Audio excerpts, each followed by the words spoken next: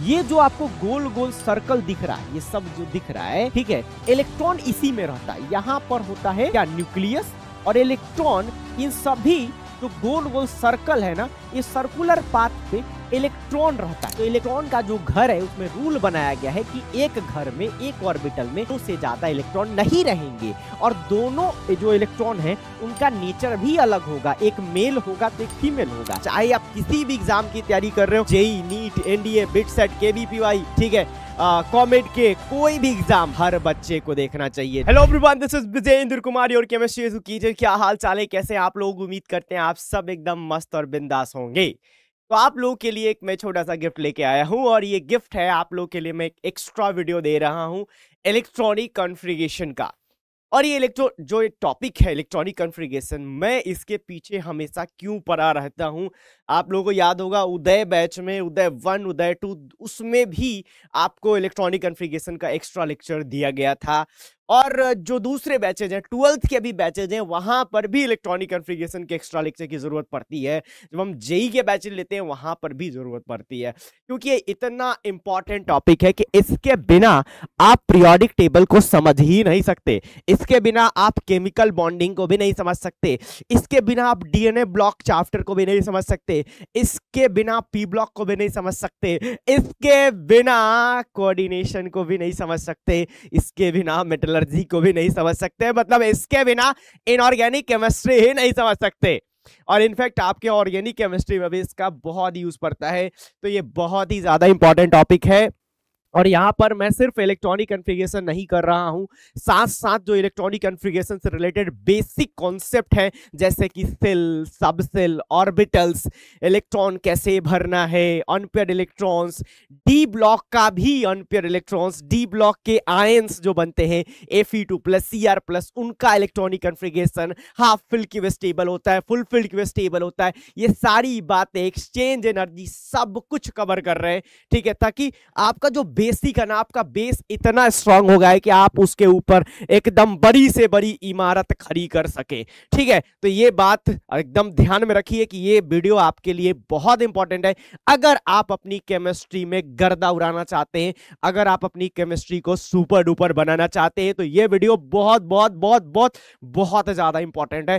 पूरा देखना, तुम्हें लगे भी शुरू में कि ये तो हमको आता है, फिर भी देखना, क्योंकि इस वीडियो में जीरो से लेके हीरो तक लेके जाया गया है, ठीक है, एकदम जीरो से लेकर हीरो तक आपको पढ़ाया गया है। तो आप ये जरूर देखिएगा, अच्छे से देखिए, एकदम मन लगा के देखिए, दिल लगा के देखिए, ठीक है।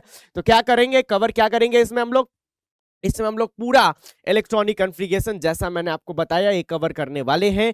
और इलेक्ट्रॉनिक कॉन्फ़िगरेशन के लास्ट में आपको सवाल भी देंगे, और वो सवाल भी आपको बनाने हैं, ठीक है। तो ये बहुत बहुत जरूरी है, चाहे आप किसी भी एग्जाम की तैयारी कर रहे हो, JEE, NEET, NDA, BITSAT, KVPY, ठीक है, कॉमेड के कोई भी एग्जाम की तैयारी कर रहे हो, ये मतलब वैसा वीडियो है कि हर बच्चे को देखना चाहिए, जो अभी क्लास 11th में है, क्लास 12th में है, या ड्रॉपर है। आप इस वीडियो को एक बार जरूर देखिए। तो बिना किसी समय को बर्बाद करते हुए चलिए शुरू करते हैं। एकदम प्यार से पढ़ेंगे, एकदम प्यार से, आहिस्ते आहिस्ते। तो चलिए, घबराइएगा नहीं, आपको चीजें आता भी है तभी पेशेंसली देखिएगा। ऐसा नहीं सोचिएगा कि ये तो मुझे आता है, मैं इसको 2x पे देख लेता हूं, मैं इसका स्पीड बढ़ा देता हूं, नहीं। मैं अगर इसके पीछे हाथ धो के पड़ा हुआ हूं तो कुछ तो रीजन होगा। ये इतना इंपॉर्टेंट है ना, इतना इंपॉर्टेंट है कि आप इसको जितनी बार पढ़िएगा उतना ज्यादा, ठीक है, आप इसमें मास्टरी हासिल करिएगा, ठीक है, उतना ज्यादा कॉन्फिडेंस आपको आएगा, ठीक है। चलिए,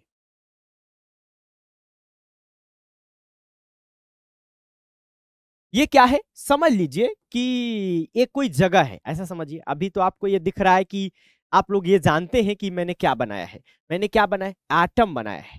तो ये एटॉमिक स्ट्रक्चर में ही ये चीज आपको बताया जाता है कि एटम के अंदर कौन सी चीजें कैसे रहती है, ठीक है। तो उसी को मैं आपको फील कराने वाला हूं।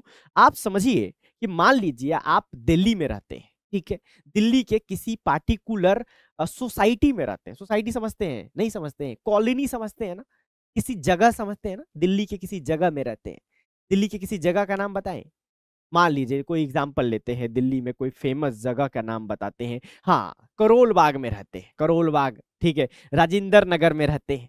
तो राजेंद्र नगर में रहते हैं मान लीजिए, या करोल बाग में रहते हैं, तो आप मान लीजिए आपके पास मुझे पहुंचना है, तो आप बता दीजिएगा कि सर मैं करोल बाग में रहता हूँ, आ जाइए। क्या मैं आपके पास पहुंच जाऊंगा? नहीं। मैं आपसे पूछूंगा करोल बाग में तुम किस बिल्डिंग में रहते हो, किस घर में रहते हो, फिर आप बताएंगे कि सर मैं इस बिल्डिंग में रहता हूं। ठीक है, मैं चौधरी निवास में रहता हूं, मैं चौधरी निवास पहुंचूंगा। फिर कहेंगे सर आ जाइए चौधरी निवास, तो फिर चौधरी निवास पहुंच के मैं फोन करूंगा कि तुम किस रूम में रहते हो, फिर आप बताएंगे कि मैं 302 में रहता हूं, तो फिर मैं 302 में जाऊंगा तो आप मुझे मिलेंगे।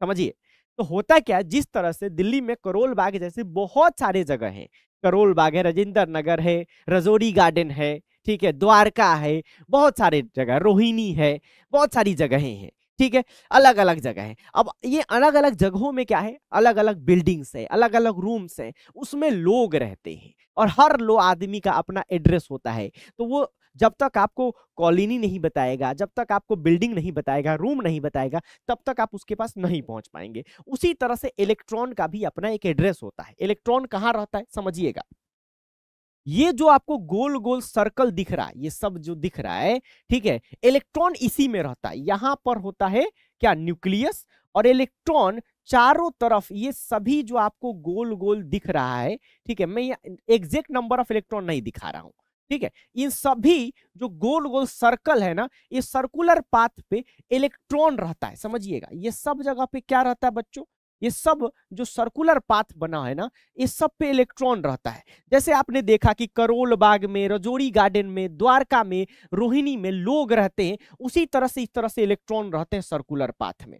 और ये जो सर्कुलर पाथ आपको दिख रहा है, ये सर्कुलर पाथ को हम लोग क्या कहते हैं, इसको हम लोग कहते हैं सेल। क्या कहते हैं, सेल या ऑर्बिट, दोनों एक ही चीज है, सेल या ऑर्बिट। बच्चों को बहुत कंफ्यूजन होता है सेल और ऑर्बिट में, मैंने भी पूछा था, सारे बच्चे गलत आंसर दे रहे थे। सेल और ऑर्बिट सेम चीज है।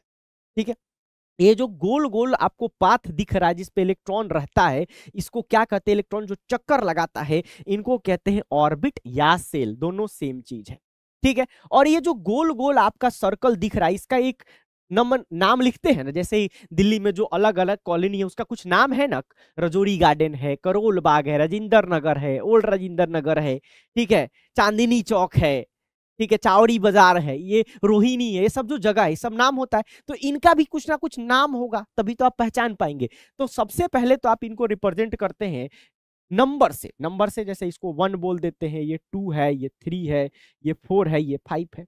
ठीक है, तो आप अगर मैं ये जो गोल गोल गोल गोल जो आपको दिख रहा है, इसको एक कॉलोनी बोल दूं, समझिए कि ये कॉलोनी है। ठीक है, सॉरी, मान लीजिए यहां से कॉलोनी शुरू हो रहा है, तो ये कॉलोनी नंबर 1 है, ये कॉलोनी नंबर 2 है। ऐसा समझिए कि ऐसी कॉलोनी बनी है जैसे सर्कुलर पाथ पे बनी हुई है, 3 है, ये 4 है। तो आप ऐसा चीज देख रहे हैं कि जैसे जैसे मैं दूर जा रहा हूं, ये जो कॉलोनी है इसका रेडियस बढ़ते जा रहा है, साइज बड़ा होते जा रहा है, जैसे जैसे दूर जा रहा हूं बड़ा होते जा रहा है। समझ में आ रहा है? ठीक है, तो मान लीजिए कि अब आप कहते हैं कि अब आप कहना चाहते हैं कि ये जो कॉलोनी नंबर 3 है सर, इसमें कोई इलेक्ट्रॉन रहता है, उसके पास मुझे जाना है। तो इसमें तो ये वाला इलेक्ट्रॉन भी रहता है, ये वाला भी रहता है, ये वाला भी रहता है, ये वाला भी रहता है। आपको कैसे पता चलेगा कि आप किस इलेक्ट्रॉन के पास जाना चाहते हैं? सपोज दैट, मान लीजिए कि आपको इस वाले इलेक्ट्रॉन के पास जाना है जो मैंने ग्रीन से घेरा है। ठीक है, अब आपको मैंने बोल दिया कि इस इलेक्ट्रॉन के पास जाना है, तो आप कॉलोनी नंबर, सेल नंबर 3 में चले जाइए, सेल नंबर 3 में चलिए। अरे सेल नंबर 3 में तो 1 2 3 4 इलेक्ट्रॉन, किधर गया 3 में, 1 2, ओ सॉरी, मैंने गलती किया है कि 3 को गोला लगाया है और यहां पर गोला गलत लगा दिया है, तो 3 वाले को गोला लगाते हैं। ठीक है, तो 3 वाले में से एक गोला लगाते हैं इस वाले, सॉरी फिर मैं वही में जा रहा हूं, इस वाले के पास। ठीक है, ध्यान दीजिएगा। तो मैंने कहा कि इस वाले इलेक्ट्रॉन के पास आपको जाना है, तो मैंने बोल दिया कि इस इलेक्ट्रॉन के पास जाना है, तो आप सेल नंबर 3 में चले जाइए। तो सेल नंबर 3 में तो बहुत सारा इलेक्ट्रॉन है, 1 2 3 4, इनफैक्ट इससे ज्यादा होता है। तो सिर्फ ये बता देने से, सेल नंबर बता देने से, मैं इस इलेक्ट्रॉन के पास नहीं पहुंच जाऊंगा। जिस तरह से कॉलोनी का नाम बता देने से, ठीक है, आपको करोल बाग बता देने से मैं आपके पास नहीं पहुंच जाऊंगा, आपको बिल्डिंग का भी नाम बताना पड़ेगा। तो बिल्डिंग कहाँ रहता है, कॉलोनी में रहता है। उसी तरह से सेल के अंदर में क्या रहता है, सब सेल रहता है। समझिएगा, सब सेल रहता है। मतलब क्या है कि जो 3 नंबर वाला सेल है, इसमें सब सेल रहता है। जैसे करोल बाग में बहुत सारा बिल्डिंग है, उसी तरह से सेल नंबर 3 में बहुत सारा सबसेल होगा।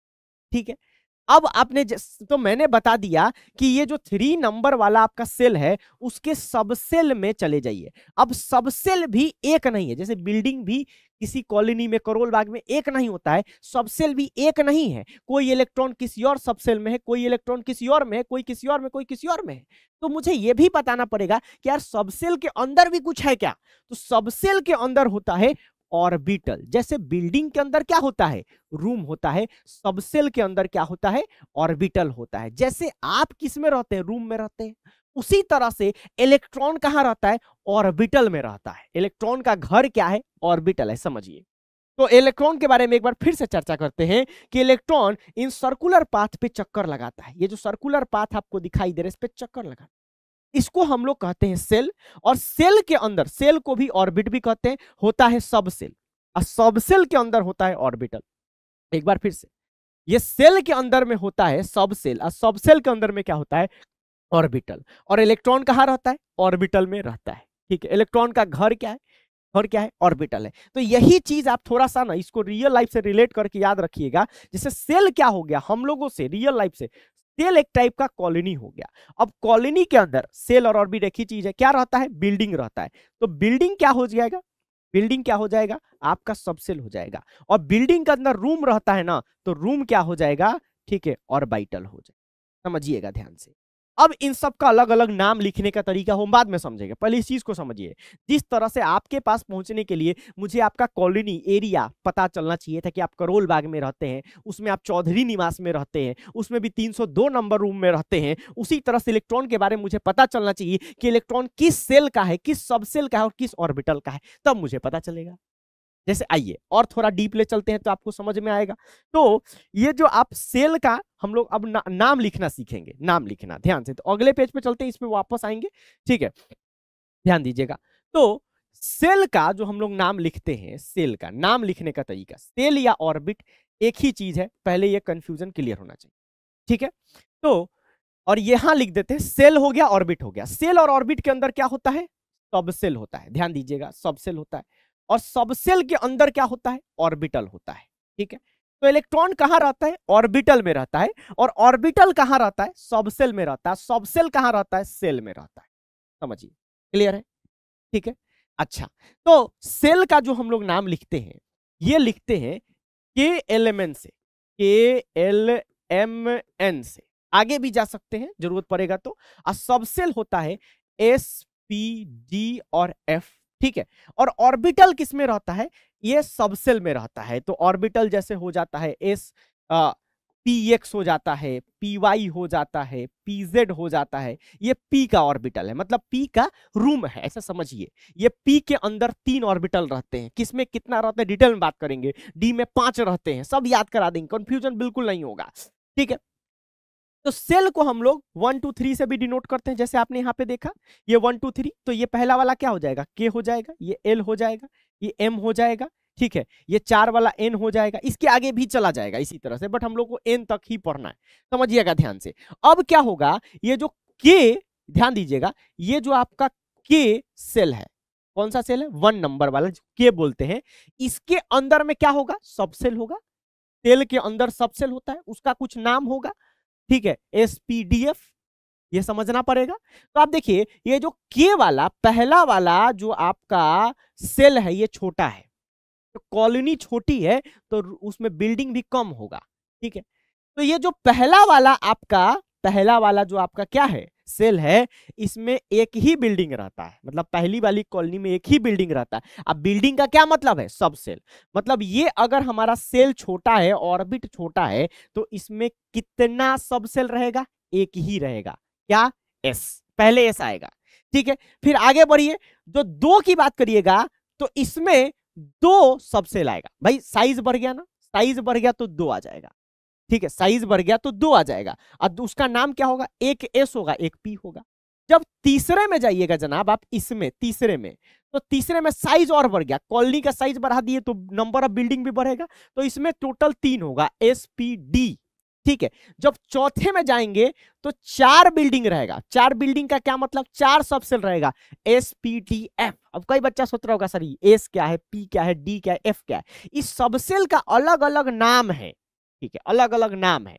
एस जैसे बिल्डिंग का अलग अलग नाम होता है ना, चौधरी निवास, कुशवाहा निवास, पांडे निवास, ठीक है, रामलाल निवास, ठीक है। तो उसी तरह से सबसेल का नाम होता है SPDF। तो पहले वाले में जो पहला वाला, इसमें एक ही सबसेल रहेगा, वो कौन रहेगा, एस। दूसरे वाले में 2 रहेगा, कौन कौन रहेगा, एस और पी। तीसरे वाले में 3 रहेगा, SPD। और चौथे वाले में 4 रहेगा, SPDF। पांचवे वाले में 5 रहेगा, छठे वाले में 6 रहेगा। इस तरह से आगे बढ़ेगा। तो इसी को अब हम लोग लिखेंगे, देखिएगा, एक एक करके समझेंगे। तो ध्यान दीजिएगा, अब यहां पर मैं कह रहा हूं n बराबर 1। तो n बराबर 1 के लिए कौन सा सेल, क्या नाम होता है जो n बराबर 1 है, तो हम लोग कहते हैं K सेल। तो K सेल में कौन सा सबसेल रहता है, सिर्फ S रहता है।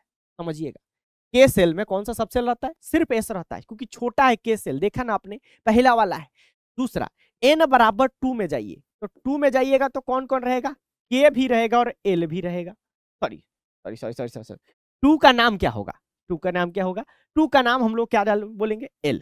ठीक है, यहां ध्यान दीजिए, 2 का नाम क्या होगा, L। ठीक है, मेरी गलती, L जल्दी गलती से लिखा गया, L हो जाएगा। अब L में कौन रहेगा, S भी रहेगा और P भी रहेगा, क्योंकि आप L को देखिए तो L आपका कौन है, दूसरा वाला है, ये वाला। तो आपने साइज बढ़ा दिया ना, ये देखिए साइज बढ़ गया, K का साइज छोटा था, इतना ही था, ये साइज आपने बढ़ा दिया। साइज बढ़ा दिया तो नंबर ऑफ बिल्डिंग्स यानी नंबर ऑफ सबसेल क्या हो जाएगा, बढ़ जाएगा। तो पहले वाले में एक ही था S, दूसरे वाले में 2 हो गया। जब तीसरे वाले में चले, जिसको हम लोग कहते हैं KLM, तो M में कितना हो जाएगा, S होगा, P होगा और D हो जाएगा। जब हम लोग चौथे वाले में चलेंगे, जिसको बोलेंगे N, तो इसमें क्या होगा, S होगा, P होगा, D होगा, F होगा। और ऑर्बिटल्स क्या क्या होगा वो बात थोड़ा बाद में बात करेंगे, धीरे धीरे। ठीक है, अब आइए मैं आपसे एक फॉर्मूला पूछूं, तो यहाँ पे क्या हम लोग लिख सकते हैं, number of subshell in a cell. एक सेल में कितना सबसेल होगा, इसको मैं n+1 लिख दूं तो कोई दिक्कत, ठीक है, n+1 लिख दें क्या, फॉर्मूला निकाल रहे हैं हम लोग, जैसे नहीं n के ही बराबर होगा, सॉरी +1 नहीं, n के ही बराबर होगा।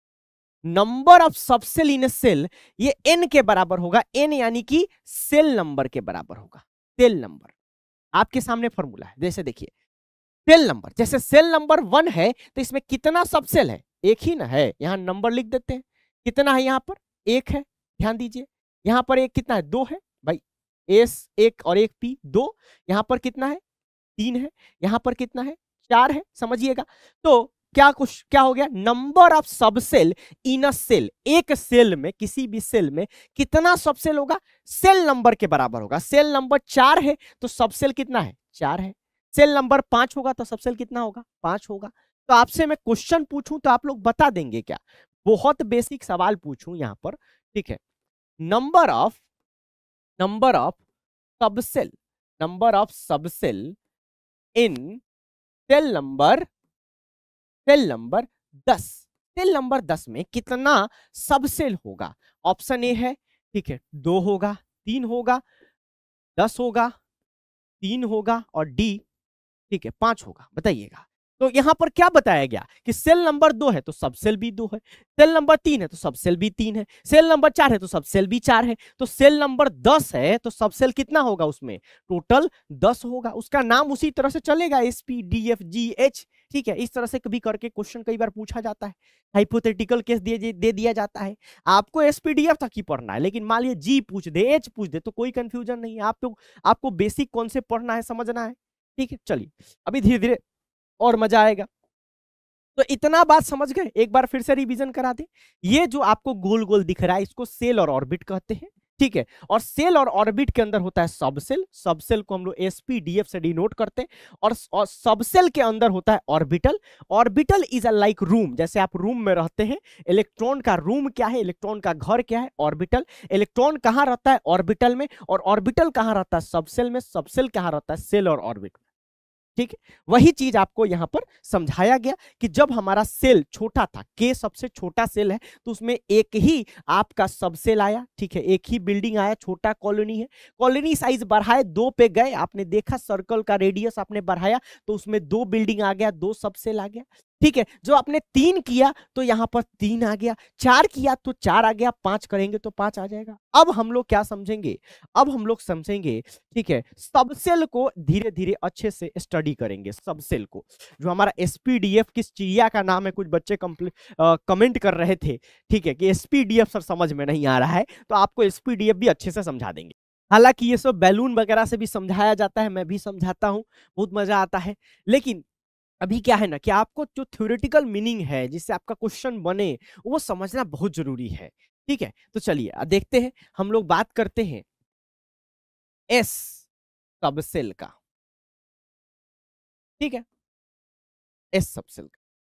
तो हर देखिए क्या होता है, हर बिल्डिंग का कोई शेप होता है ना, तो ये जो बिल्डिंग है आप सबसेल को कैसे डिनोट कर रहे हैं, किसे रिलेट कर रहे हैं, सबसेल का मतलब क्या है, बिल्डिंग, तो इसका कुछ शेप होगा, तो इसका जो शेप होता है ये स्फेयर की तरह होता है, स्फेरिकल, कैसा रहता है, स्फेरिकल, ठीक है, स्फेरिकल एकदम सिंपल, ठीक है। आप एक बैलून फूला लीजिए वो स्फीयर की तरह, उसमें मान लीजिए कि इलेक्ट्रॉन रहता है, उसके अंदर रूम होगा, उसमें इलेक्ट्रॉन रहता है। अब इसका साइज बहुत छोटा है, ये एस सबसे छोटा होता है, ठीक है।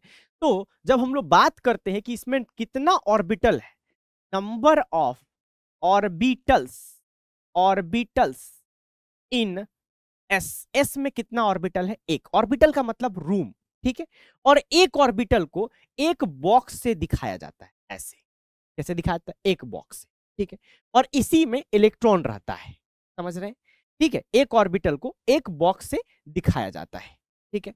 अब देखिए क्या है, number of electron in an orbital, एक ऑर्बिटल में कितना इलेक्ट्रॉन रहता है, 2 रहता है, ठीक है, किसी भी ऑर्बिटल में, जो रूम की हम लोग बात कर रहे हैं, मान लीजिए आप ऐसे घर में रहते हैं जहां पर कंडीशन है कि एक घर में 2 से ज्यादा लोग नहीं रहेंगे, तो इलेक्ट्रॉन का जो घर है उसमें रूल बनाया गया है कि एक घर में, एक ऑर्बिटल में 2 से ज्यादा इलेक्ट्रॉन नहीं रहेंगे, और दोनों जो इलेक्ट्रॉन है उनका नेचर भी अलग होगा, एक मेल होगा तो एक फीमेल होगा, देखिएगा कैसे, ध्यान दीजिएगा, समझिएगा, ठीक है, ऐसे। तो एक आपका क्लॉकवाइज घूमेगा, क्लॉकवाइज मतलब घड़ी की दिशा में, तो दूसरा एंटी क्लॉकवाइज घूमेगा, ये दोनों क्या है, इलेक्ट्रॉन है, एक अप एक डाउन, अप डाउन, तो एक आपका हो जाएगा, एक को कहेंगे क्लॉकवाइज, एक क्लॉकवाइज मूव कर रहा होगा, तो एक आपका एंटी क्लॉकवाइज, ठीक है। क्यों कर रहा होगा, कैसे कर रहा होगा, मत सोचो, अभी तुमको इलेक्ट्रॉनिक कॉन्फ़िगरेशन लिखने नहीं आता है और तुम इतना बड़ा बड़ा बात सोचता है, क्या करता है ऐसा, ठीक है, पहले तुम कॉन्सेप्ट को समझो, ठीक है, पहले तुम इलेक्ट्रॉनिक कॉन्फ़िगरेशन को समझो, तब डीप समझना, डीप भी हमको समझाने आता है, खूब आता है, एंटी बॉन्डिंग बॉन्डिंग खूब आता है, बड़ी बड़ी बातें करना खूब आता है, लेकिन पहले बेसिक तो समझ ले, जिससे तुमको पीरियोडिक टेबल, केमिकल बॉन्डिंग समझ में आए, ठीक है। तो ये दोनों क्या है, इलेक्ट्रॉन्स है, ये दोनों इलेक्ट्रॉन किसमें है, एक ऑर्बिटल में है, वो ऑर्बिटल किसका है, वो ऑर्बिटल किसका है, एस सबसेल का है, तो एस सबसेल का जो शेप है कैसा है, स्फेरिकल है, और उस स्फेरिकल जो हमारा बिल्डिंग है उसमें रूम है, ठीक है, वो भी कैसा है, स्फेरिकल ही होगा, एक ही रूम है, आप समझ लीजिएगा, एक ही रूम है और उसमें 2 इलेक्ट्रॉन रहता है, तो पूरे एस में, पूरे एस में कितना ऑर्बिटल है, एक है, ठीक है, और एक ऑर्बिटल में कितना इलेक्ट्रॉन रहता है, 2, तो पूरे एस में मैक्सिमम कितना इलेक्ट्रॉन रहेगा बताइएगा, तो हम लोग यहां से पूछेंगे number of electron in S subshell, S subshell में कितना इलेक्ट्रॉन रहेगा भाई, 1 गुना 2, भाई क्योंकि उसमें एक ही ऑर्बिटल है और एक ऑर्बिटल में 2 ही इलेक्ट्रॉन रहता है, चाहे ऑर्बिटल किसी का भी हो, चाहे एस का हो, पी का हो, चाहे डी का हो, इलेक्ट्रॉन घूमते रहता है, अपना इलेक्ट्रॉन रहता है मस्ती से, ठीक है, 2 रहता है, ठीक है, एक को क्लॉकवाइज एक को एंटी क्लॉकवाइज कहते हैं, अप डाउन, ठीक है, अप डाउन भी कहते हैं कि ये इलेक्ट्रॉन, ये वाला जो एरो है ये अप में है, ये क्या है, अप, ठीक है, और ये क्या है, डाउन में, ठीक है, बेसिक बेसिक से एकदम प्यार से मक्खन लगा के समझा रहे हैं। अब आगे बढ़िएगा और अब हम लोग बात करेंगे पी का, ठीक है, पी का, तो पी सबसेल की बात करते हैं, पी सबसेल, ध्यान दीजिएगा, तो आपको इलेक्ट्रॉन भरना भी सिखाएंगे। तो पी सबसेल का जो शेप होता है ये डंबल की तरह होता है, ठीक है। डंबल नहीं समझे हो, डमरू टाइप का, दो बैलून को आपस में ज्वाइन कर दो डंबल बन जाएगा, कुछ ऐसा, ठीक है। तो बट ये शेप तुम बैलून से जान ही लोगे तो क्या समझ लोगे, कुछ फर्क नहीं पड़ेगा। ऐसा समझो, ऐसा डंबल की तरह होता है पी सबसेल, उस पर फोकस करो। अभी तक बैलून वगैरह में भी बहुत जगह देख लिया होगा, उससे फर्क नहीं पड़ेगा। फर्क इससे पड़ेगा कि तुमको इलेक्ट्रॉनिक कॉन्फ़िगरेशन लिखने आता है कि नहीं, तुमने सीखा कि नहीं। तो इस तरह से इसका शेप होता है, बस इतना समझ लो, ठीक है। तो पी सबसेल है। सबसेल का क्या मतलब होता है, बिल्डिंग, मतलब एक बिल्डिंग है जिसका नाम है पी। अब उस बिल्डिंग में कितने रूम है, रूम का मतलब ऑर्बिटल। आप हमेशा इस चीज को ध्यान रखिए, आपको समझने में ज्यादा दिक्कत नहीं आएगी। तो हम लोग बात करते हैं ऑर्बिटल का। Number of orbitals, orbitals in P. P में 3 ऑर्बिटल होते हैं। 3 ऑर्बिटल का मतलब हम लोग 3 डब्बा बनाएंगे। कितने डब्बा बनाएंगे, 3 डब्बा। 1 2 3, 3 डब्बा हो गया, 3 डब्बा। इनके भी कुछ नाम होते हैं, पहले वाले को पीएक्स कहते हैं, दूसरे वाले को पीवाई, तीसरे वाले को पीजेड। क्यों कहते हैं बता देते, लेकिन बताएंगे तो जो मेन मुद्दा है हमारा इलेक्ट्रॉनिक कॉन्फ़िगरेशन, उससे हम भटक जाएंगे। हम यहाँ पर आपको ये सब जो क्वांटम नंबर, एटॉमिक स्ट्रक्चर का वही बात बताना चाहते हैं जो हमारे इलेक्ट्रॉनिक कॉन्फ़िगरेशन में यूज। हम क्वांटम नंबर आपको नहीं पढ़ा रहे, ठीक है। हम इलेक्ट्रॉनिक कॉन्फ़िगरेशन पढ़ाने आए और उसके लिए जो मुझे रिक्वायरमेंट चाहिए वो आपको बता रहे हैं। तो यहां पर 3 आपके पीएक्स पीवाई पीजेड -101 इसका नाम होता है। भाई रूम का नाम होता है ना, तो इसका भी नाम है। बस आपको मेन फोकस क्या करना है कि जो पी सबसेल है इसका शेप पे भी आपको ज्यादा ध्यान नहीं देना है। आपको ध्यान देना है कि इसमें कितना रूम है, इसमें 3 रूम है, ठीक है। और हर रूम में कितना इलेक्ट्रॉन रह सकता है, 2। Up down up down up down, तो टोटल कितना इलेक्ट्रॉन इसमें आपको दिख रहा है, हर में 2 ही रह सकता है। Number of electron in P. P में कितना इलेक्ट्रॉन होगा भाई, 3 गुना 2 6 होगा ना, एक में 2 रह सकता है। कोई भी ऑर्बिटल हो 2 ही रहेगा, एक अप तो एक डाउन, एक अप तो एक down, up down up down up down, ऐसे रहेगा। तो टोटल 6 इलेक्ट्रॉन पी में आपका रहेगा। टोटल कितना इलेक्ट्रॉन रहेगा, 6 रहेगा, ठीक है। अब एक बार हम लोग डी भी देख लें, तब आपको इलेक्ट्रॉन भरना मैं सिखाऊं, तब मैं आपको अनपेयर्ड इलेक्ट्रॉन निकालना समझाऊं, उसका मीनिंग समझाऊं।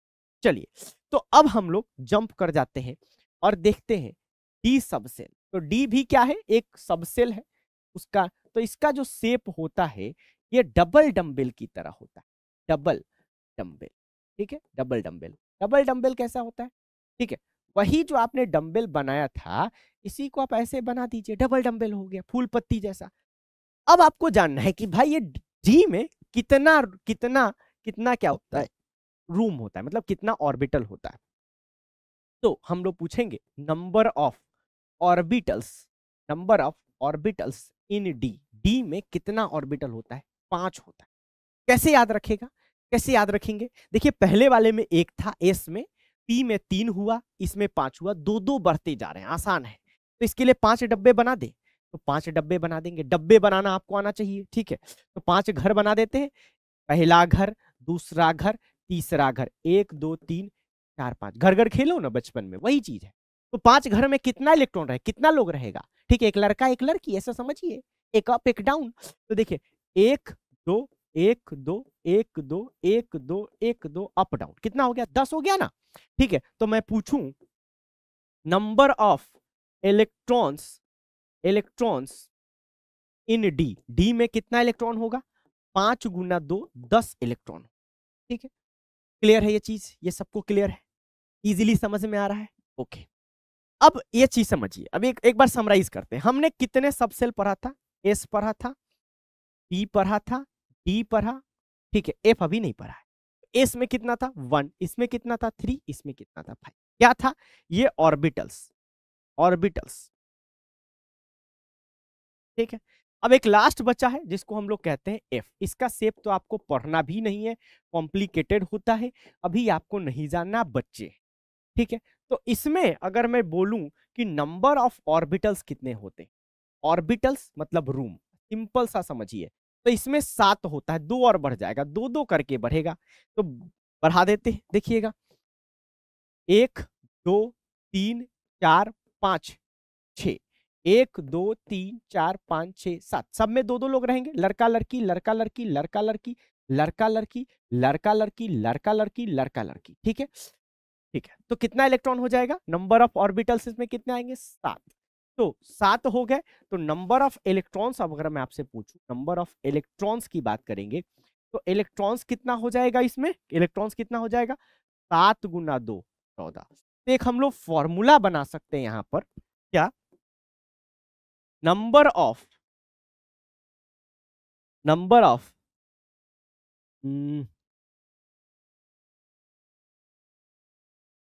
नंबर ऑफ, चलिए थोड़ा रुक जाइए, बनाते हैं फॉर्मूला। ये तो क्लियर हो गया ना आपको कि एसपीडीएफ में अगर आपको याद करना हो तो कैसे होगा।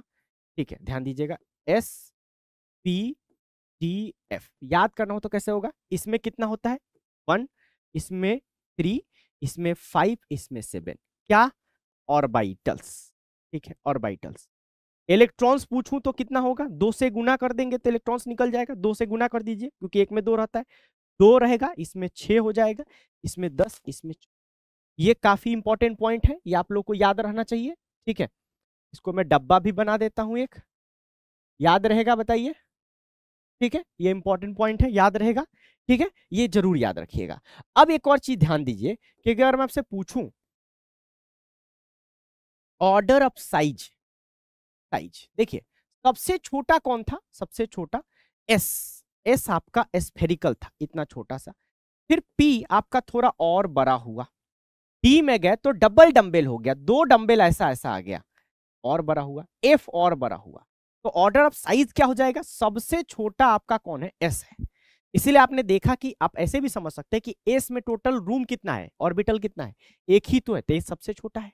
और सबसे ज्यादा रूम किस में है, ऑर्बिटल किस में है, एफ में है, तो एफ सबसे बड़ा है। तो ये ऑर्डर ऑफ साइज हो गया। ठीक है, इतनी इंफॉर्मेशन अगर आपको पच गई तो आगे की जर्नी हमारी बहुत आसान हो जाएगी। ठीक है, आगे की जर्नी जो होगी हमारी बहुत आसान हो जाएगी, समझ में आपको चीजें आएगा। अब हम लोग इसी के बेसिस पर ये जो टेबल शुरू में बनाया था इसको थोड़ा भरेंगे। देखिए, अब यहां पर मैं बोलूं कि जो हमारा सेल नंबर 1 है इसमें कितना ऑर्बिटल होगा, टोटल टोटल ऑर्बिटल कितना ऑर्बिटल होगा भाई, सेल नंबर 1 में तो हमारा सिर्फ एस ही एक सब सेल है, और एस में कितना ऑर्बिटल है, एक। तो इसमें नंबर ऑफ ऑर्बिटल कितना होगा, 1 होगा।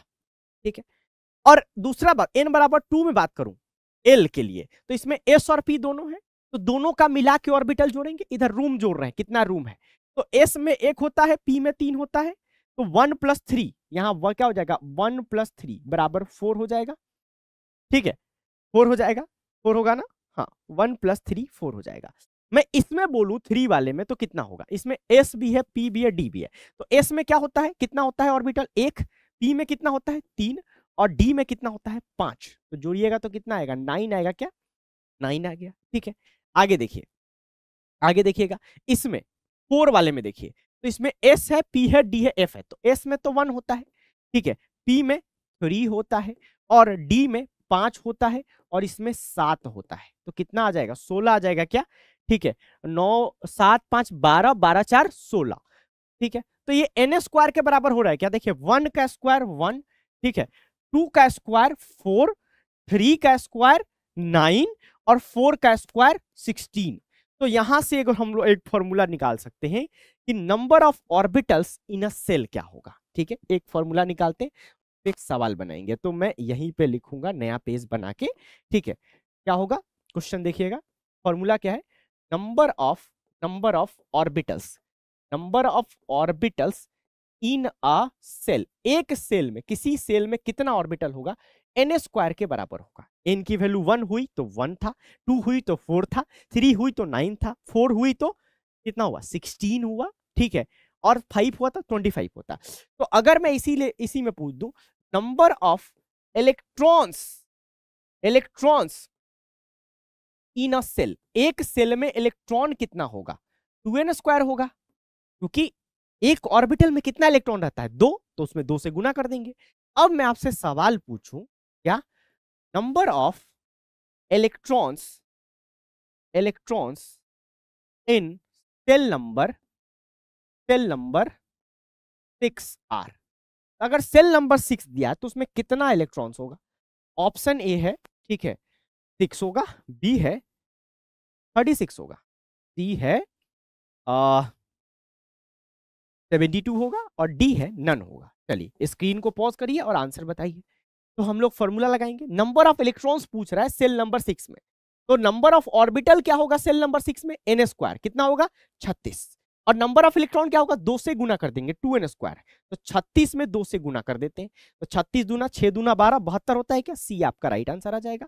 2n स्क्वायर का आप फॉर्मूला लगा सकते हैं, इस पे सवाल पूछा जाता है 2 इंटू 6 इंटू 6, ठीक है, तो 12 छक 72 हो जाएगा, ऐसे कर लीजिए, जैसे भी आपको गुना करना है कर लीजिए, ठीक है, इस तरह से आप कर लेंगे। तो सवाल इस तरह से भी आपसे पूछा जाता है, सवाल यहां से आता है।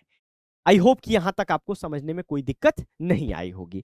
अब हम लोग आगे बढ़ते हैं और हम लोग डिस्कशन करेंगे अनपेयर्ड और पेयर्ड इलेक्ट्रॉन का, और इलेक्ट्रॉन भरना सीखेंगे, इलेक्ट्रॉन की फीलिंग सीखेंगे, तब हम लोगों को इलेक्ट्रॉनिक कन्फिगरेशन समझ में आएगा। अगर हम लोग डायरेक्ट जंप करके इलेक्ट्रॉनिक कन्फिगरेशन समझ रहे थे तो वहां पर आप लोग चिल्ला रहे थे कि सर एसपीडीएफ क्या होता है, ठीक है। और जितने बच्चों को मान लीजिए अभी भी एसपीडीएफ में कंफ्यूजन है, एक बार स्क्रीन को पॉज करिए, जो आपने नोट्स बनाया है उसको एक बार पढ़िए, थोड़ा खुद से भी एफर्ट लगाइए।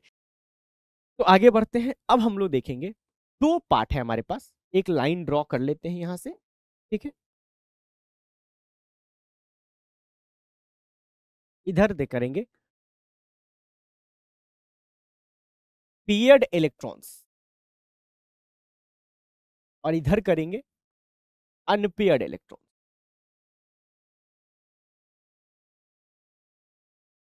ठीक है, इधर करेंगे पेयर्ड इलेक्ट्रॉन्स और इधर करेंगे अनपेयर्ड इलेक्ट्रॉन, तो 2 पार्ट। तो पेयर्ड का क्या मतलब होता है भाई, पेयर्ड का मतलब कपल होता है, जहां 2 लोग हो, एक लड़का और एक लड़की, ठीक है, और इसका मतलब होता है आप लोग सिंगल आपकी तरह, ठीक है बेचारे। तो कैसे समझेंगे, अब यहां पर मैं आप लोगों से सवाल पूछता हूं, ये मैंने बना दिया पी का ऑर्बिटल्स, पी में कितना होता है 1 2 3, और मैंने ऐसे इलेक्ट्रॉन दिखा दिया, बताइए इसमें कितने पेयर दिख रहे हैं आपको, कितने कपल दिख रहे हैं भाई, एक कपल ये दिख रहा है और एक कपल ये दिख रहा है, भाई यही तो करते हो तुम लोग, डेली कपल देखते हो, है इको पार्क में जाके पटना वाले जाते हैं, दिल्ली वाले भी किसी पार्क में जाते हैं, लखनऊ वाले भी जाते हैं, तो कपल को देखना है, इसमें कितना कपल है, 2 कपल है ना, तो 2 पेयर्ड है, इसमें 2 पेयर्ड है। अब टोटल इलेक्ट्रॉन कितना है, 4 इसमें पेयर्ड इलेक्ट्रॉन्स है, ठीक है, तो इसमें अनपेयर्ड सिंगल कोई है क्या, एक भी सिंगल नहीं है, ठीक है, हालांकि ये ऐसे बनाना गलत है, ठीक है, आप लोग कहेंगे कि सर क्या कर रहे हैं, ठीक है, आपको कंफ्यूज नहीं करेंगे, ऐसे कर देते हैं, पूरा भर देते हैं, अब सही है। इसमें क्या है, टोटल 6 पेयर्ड इलेक्ट्रॉन्स है, 3 कपल हैं इसमें। अब अनपेयर्ड, मेनली अनपेयर्ड समझना है, पेयर्ड तो आप लोग खुद ही समझ जाएंगे, ठीक है, अनपेयर्ड को समझना है।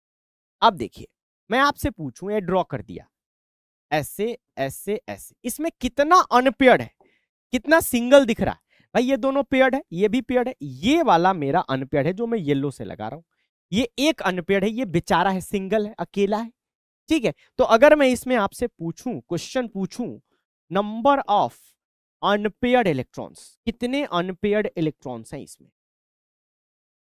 ये डायग्राम देख के ही बनेगा, ऐसे नहीं बनेगा, एक है, ठीक है, ये वाला, ठीक है, एक अनपेयर्ड इलेक्ट्रॉन है, समझ गए। अब हम लोग क्या करेंगे, इलेक्ट्रॉन का भरना सीखेंगे, फीलिंग सीखेंगे, दोनों साथ में सीखेंगे, इस डब्बे में भी भरेंगे और 1s2 2s2 में भी भरेंगे, और साथ ही साथ हम लोग क्या करेंगे, हम लोग अनपेयर्ड इलेक्ट्रॉन भी निकालते चलेंगे, तो इस तरह से हम लोग इलेक्ट्रॉनिक कन्फिगरेशन सीख। चलिए तो देखते हैं, तो आप ऐसे समझिए कि अब इसमें इलेक्ट्रॉन डालना है, मान लीजिए एक इलेक्ट्रॉन आया तो कहां जाएगा, हर आदमी देखिए एक चीज आप लोग समझ लीजिए, हर आदमी जीवन में स्टेबिलिटी चाहता है, क्या चाहता है, स्टेबिलिटी। आप भी स्टेबिलिटी चाहते हैं, आप भी चाहते हैं कि आप लोग पढ़ लिख के अच्छी नौकरी लें, अच्छा जॉब लें, तो आपके जीवन में जो भी कठिनाई है, परेशानी है, वो खत्म हो जाए। तो केमिस्ट्री में या रियल लाइफ में भी एक चीज होता है कि एनर्जी अगर ज्यादा है तो अनस्टेबिलिटी ज्यादा होती है, मतलब एनर्जी कम है तो ज्यादा स्टेबल होता है, ठीक है। तो हम लोग एक यहां पर कंडीशन लिखते हैं कि जो आपका स्टेबिलिटी होता है, stability is inversely proportional to energy, मतलब एनर्जी कम होगा तो स्टेबिलिटी ज्यादा होता है ना, इंसान ज्यादा छटपटाता है, ठीक है, या मान लीजिए कोई सामने बैठा, उसको एक थप्पड़ मार दीजिए कस के, एक कंटाप दीजिए, उसके अंदर एनर्जी आ जाता है ना, कस के अनस्टेबल हो जाता है। ठीक है, जैसी एनर्जी आया वो अनस्टेबल हो गया, फरफराने लगा। समझिए बात को। और जिसका एनर्जी नहीं है वो आराम से सुस्त पड़ा हुआ, स्टेबल है समय से। ठीक है, तो इसको रिलेट करिए कि एनर्जी ज्यादा होगा तो स्टेबिलिटी क्या होगा, कम होगा। ये केमिकल बॉन्डिंग में और अच्छे समझाता हूं मैं। ठीक है, तो वो एनिमेशन लगा के समझाता हूं मैं कि मान लीजिए वो उधर से शाहरुख खान ट्रेन से जा रहा है और उधर से काजोल आ रही है। तो काजोल पहले ऐसे दौड़ रही है, दौड़ रही है। काजोल की दिल की धड़कन बढ़ी हुई है, अनस्टेबल है, एनर्जी ज्यादा है, काइनेटिक एनर्जी ज्यादा है। और शाहरुख खान ऐसे हाथ फैलाए हुए खड़ा है। जैसे ही दोनों गले मिलते हैं, ऐसे इमेजिन करिए दोनों की दिल की धड़कन धक धक धक धीरे धीरे। मतलब क्या है कि जैसी उनकी एनर्जी कम हुई, दोनों पास आए, स्टेबल हो गए। मतलब क्या है कि एनर्जी कम होगी तो स्टेबिलिटी ज्यादा होगी, यही मतलब है, सिंपल सी बात है। अच्छा, मतलब हर इलेक्ट्रॉन क्या चाहेगा, हर आदमी क्या चाहेगा, लोअर एनर्जी लेवल पे रहना चाहेगा। ठीक है, आप ये समझिए कि एक चीज और आप लोगों को बताया गया होगा एटॉमिक स्ट्रक्चर में, या मैं बता दे रहा हूं कि ये जैसे आप दूर जाएंगे एनर्जी बढ़ता है, इंक्रीज होता है। ठीक है, मतलब के इसका एनर्जी कम होता है, उससे ज्यादा इसका होता है, उससे ज्यादा इसका होता है, इसके ज्यादा, जैसे से आगे बढ़ेंगे एनर्जी बढ़ता जाता है। समझ रहे हैं ना? ठीक है, तो एक इलेक्ट्रॉन आएगा तो कहां जाएगा? ठीक है, एक इलेक्ट्रॉन आएगा तो कहां जाएगा, ऐसे समझिएगा, कहां जाएगा। ठीक है, मान लीजिए कि ऐसे फ्लोर बनाए गए हैं एनर्जी के, एनर्जी लेवल्स बनाता हूं मैं इस तरह से, इस तरह से लेवल्स बनाए गए हैं। ठीक है, अब भरना सीखिए इलेक्ट्रॉन्स को। ठीक है, यहां पे करूंगा तो थोड़ा सा खिचपिच हो जाएगा आपका नोट्स। नोट्स भी मैं चाह रहा हूं कि काफी बढ़िया रहे, तो हम लोग अगले पेज पे यहाँ पे इलेक्ट्रॉन फीलिंग समझते हैं। ठीक है, तो यहाँ पर हम लोग हेडिंग डाल देंगे, feeling of electron, feeling of electron. मैं यहाँ पर कोई हब्बा प्रिंसिपल, कोई हुंड रूल का नाम नहीं लूंगा, सिर्फ काम की बात करूंगा, कंफ्यूज नहीं करूंगा आपको। ठीक है, वो नाम लेने से आप घबरा जाते हैं, डर जाते हैं। तो ये सब एनर्जी लेवल्स बने हुए हैं, देखिए, एक लेवल, दो लेवल, तीन लेवल। मान लीजिए घर बना हुआ है, ऐसे ऐसे घर बना हुआ। ठीक है, और मान लीजिए कोई एक लड़का आया। ठीक है, इसमें रहना, ये बिल्डिंग है, तो कहाँ चाहेगा? सबसे लोअर एनर्जी लेवल पे। ये n बराबर 1 है, इसको k बोलते हैं। ये n बराबर 2 है, इसको l बोलते हैं। ये 3 है, इसको m बोलते हैं। ये 4 है, इसको n बोलते हैं। इसके ऊपर की हमको जरूरत नहीं है। अब एक इलेक्ट्रॉन आया तो कहाँ जाएगा? सबसे लोअर एनर्जी पे जाएगा, यहां पर ऐसे। ठीक है, k में जाएगा, पहले k में भरेगा। ठीक है, फिर कहाँ जाएगा? ठीक है, एक और आया तो इसी में चला जाएगा। भाई, के में नहीं जाएगा, के के अंदर जो सबसेल है एस, उसमें जाएगा ना। के के अंदर जो सबसेल है उसमें जाएगा। ठीक है, और सबसेल के अंदर जो ऑर्बिटल है उसमें जाएगा, तो एस में तो एक ही ऑर्बिटल है। तो मतलब ये जो इलेक्ट्रॉन की फीलिंग होती है एनर्जी लेवल्स के हिसाब से होती है। अब ये जो एनर्जी लेवल्स है हमारा, ये इतना आसान नहीं है जो आपको दिख रहा है। मतलब इस तरह से नहीं है कि हम इलेक्ट्रॉन पहले 1 में भर दिए, फिर 2 में भर दिए, फिर 3 में भर दिए, 4 में भर दीजिए, ऐसा नहीं है। एनर्जी लेवल्स में बहुत सारा अंदर से कंसेप्चुअल चीजें हैं। ठीक है, जो मैं आपको बताऊंगा तो आप और कंफ्यूज होंगे उतना डीप में जाने से। तो मैं आपको सिंपल कहूंगा, आपने क्वांटम नंबर पढ़ा होगा तो बताया होगा कि इलेक्ट्रॉन की फीलिंग n+l रूल से डिसाइड होती। मैं उसमें भी नहीं जाऊंगा, उसमें भी जाऊंगा तो आप कंफ्यूज होंगे। मैं आपको सिंप्लीफाई करके पढ़ाना चाहता हूं। मैं ऐसा पढ़ाना चाहता हूं कि कितना भी कमजोर से कमजोर बच्चा इसको समझ ले। तेज बच्चे को तो एक दिन में ही समझ में आ जाता है, उसको तो मैं समझा ही नहीं रहा हूं। ठीक है, तो इलेक्ट्रॉन्स की जो फीलिंग है, इसके लिए ही आपका ये ट्रिक बनाया गया कि देखिए ट्रिक कैसा है। 1 में सिर्फ आपने देखा क्या, एस होता है। 2 में आपने देखा एस भी होता है, पी भी होता है। ठीक है, एक एक करके बढ़ता है। 3 में आपका एस भी होता है और पी भी होता है और डी भी होता है, एक एक करके बढ़ता है। एस पी डी एफ है ना। 4 में एस भी होता है, पी भी होता है और डी भी होता है और एफ भी होता है। इसी तरह से यहाँ 5s होएगा, यहाँ 5p आएगा, यहाँ 5d आएगा, यहाँ 5f आएगा। बहुत आसान बना दूंगा। और इसके बाद आपको क्या करना है, लाइन ड्रॉ करना है, ऐसे ऐसे ऐसे ऐसे, तिरछा तिरछा लाइन मारना है, ऐसे लाइन ड्रॉ करना है। ठीक है, और अब क्या करना है, लाइन ड्रॉ कर दिया तो डॉट डॉट डॉट से देखिएगा। ठीक है, ये ऐसे इसको ज्वाइन कर देना है, ऐसे ठीक है, ऐसे इसको पोंछ को ऐसे ज्वाइन कर देना यहां से, ठीक है, इसको ले जाके ऐसे ज्वाइन कर देना है, ठीक है, इसको ले जाके ऐसे ज्वाइन कर देना है और इस पे एरो लगा देना है। देखिएगा जैसे आप सांप सीढ़ी खेलते हैं ना, उसी तरह चलना है। यहां से नीचे आना है, फिर ऊपर जाना है, ठीक है, फिर नीचे आना है, फिर ऊपर जाना है, फिर नीचे आना है, ऊपर जाना है, नीचे आना है, ऊपर जाना है, नीचे आना है, ऊपर जाना है। अब इलेक्ट्रॉन ऐसे ही भरता है कि पहले 1s में भरेगा, फिर 2s में भरेगा, मतलब 1 सेल नंबर 1 के s में पहले इलेक्ट्रॉन जाएगा। तो 1s में जाएगा सबसे पहले। एनर्जी लेवल्स को अब मैं थोड़ा मॉडिफाई करता हूं, देखिएगा यहाँ पर हम लोग एनर्जी लेवल्स लिखते चलेंगे, अलग अलग लेवल्स है इलेक्ट्रॉन्स एनर्जी लेवल्स का, देखिएगा। तो सबसे पहला लेवल कौन है? सबसे पहला लेवल, सबसे पहले इलेक्ट्रॉन कहां जाएगा? 1s में जाएगा, 1s में जाएगा, ठीक है। कितना जाएगा? s में कितना इलेक्ट्रॉन रहता है? मात्र 2, क्योंकि s में एक ही ऑर्बिटल होता है और एक ऑर्बिटल में 2 ही इलेक्ट्रॉन रहता है। तो क्या लिखेंगे? 1s2, ठीक है, 1s2 इलेक्ट्रॉन लिख देंगे। या डब्बा बना के भी ऐसे लिखा सकते हैं, एक अप एक डाउन। एक ही इलेक्ट्रॉन आया तो कहां जाएगा? 1s1। दूसरा आएगा तो 1s2। अब मान लीजिए 3 इलेक्ट्रॉन आया तो उसको दूसरे लेवल पे जाना, इस लेवल पे। ये कौन सा लेवल है? 2s2, 2s का। इसमें भी s में कितना ऑर्बिटल होता है? एक ही ऑर्बिटल होता है। तो मान लीजिए तीसरा इलेक्ट्रॉन आया तो कहां जाएगा? यहां गया। तो इसको क्या लिखेंगे? 2s1 लिखेंगे, आप लिखेंगे ना। अब एक चौथा इलेक्ट्रॉन आया तो यहां चला गया, तो ये क्या हो जाएगा? अब 2s2 हो जाएगा। इसमें 2 इलेक्ट्रॉन है, ऐसे लेवल दिखना है। देखिए यहां से 1, अब फिर यहां से सांप सीढ़ी का गेम खेलता है, ऊपर गए तो क्या मिला? 2s, फिर नीचे आए, देखिएगा ऐसे, देखिएगा यहां से आ रहे हैं, 1s मिला, ऊपर गए नीचे आए 2s मिला, फिर इधर गए तो क्या मिला? 2p मिला। तो 2p, अब अगला लेवल क्या है? 2p का लेवल है, यहाँ 2p का है। अब 2p में आपको याद होगा कितना p में डब्बा होता है? 3 डब्बा होता है। डब्बा का मतलब ऑर्बिटल। 3 डब्बा में 6 इलेक्ट्रॉन रहेगा।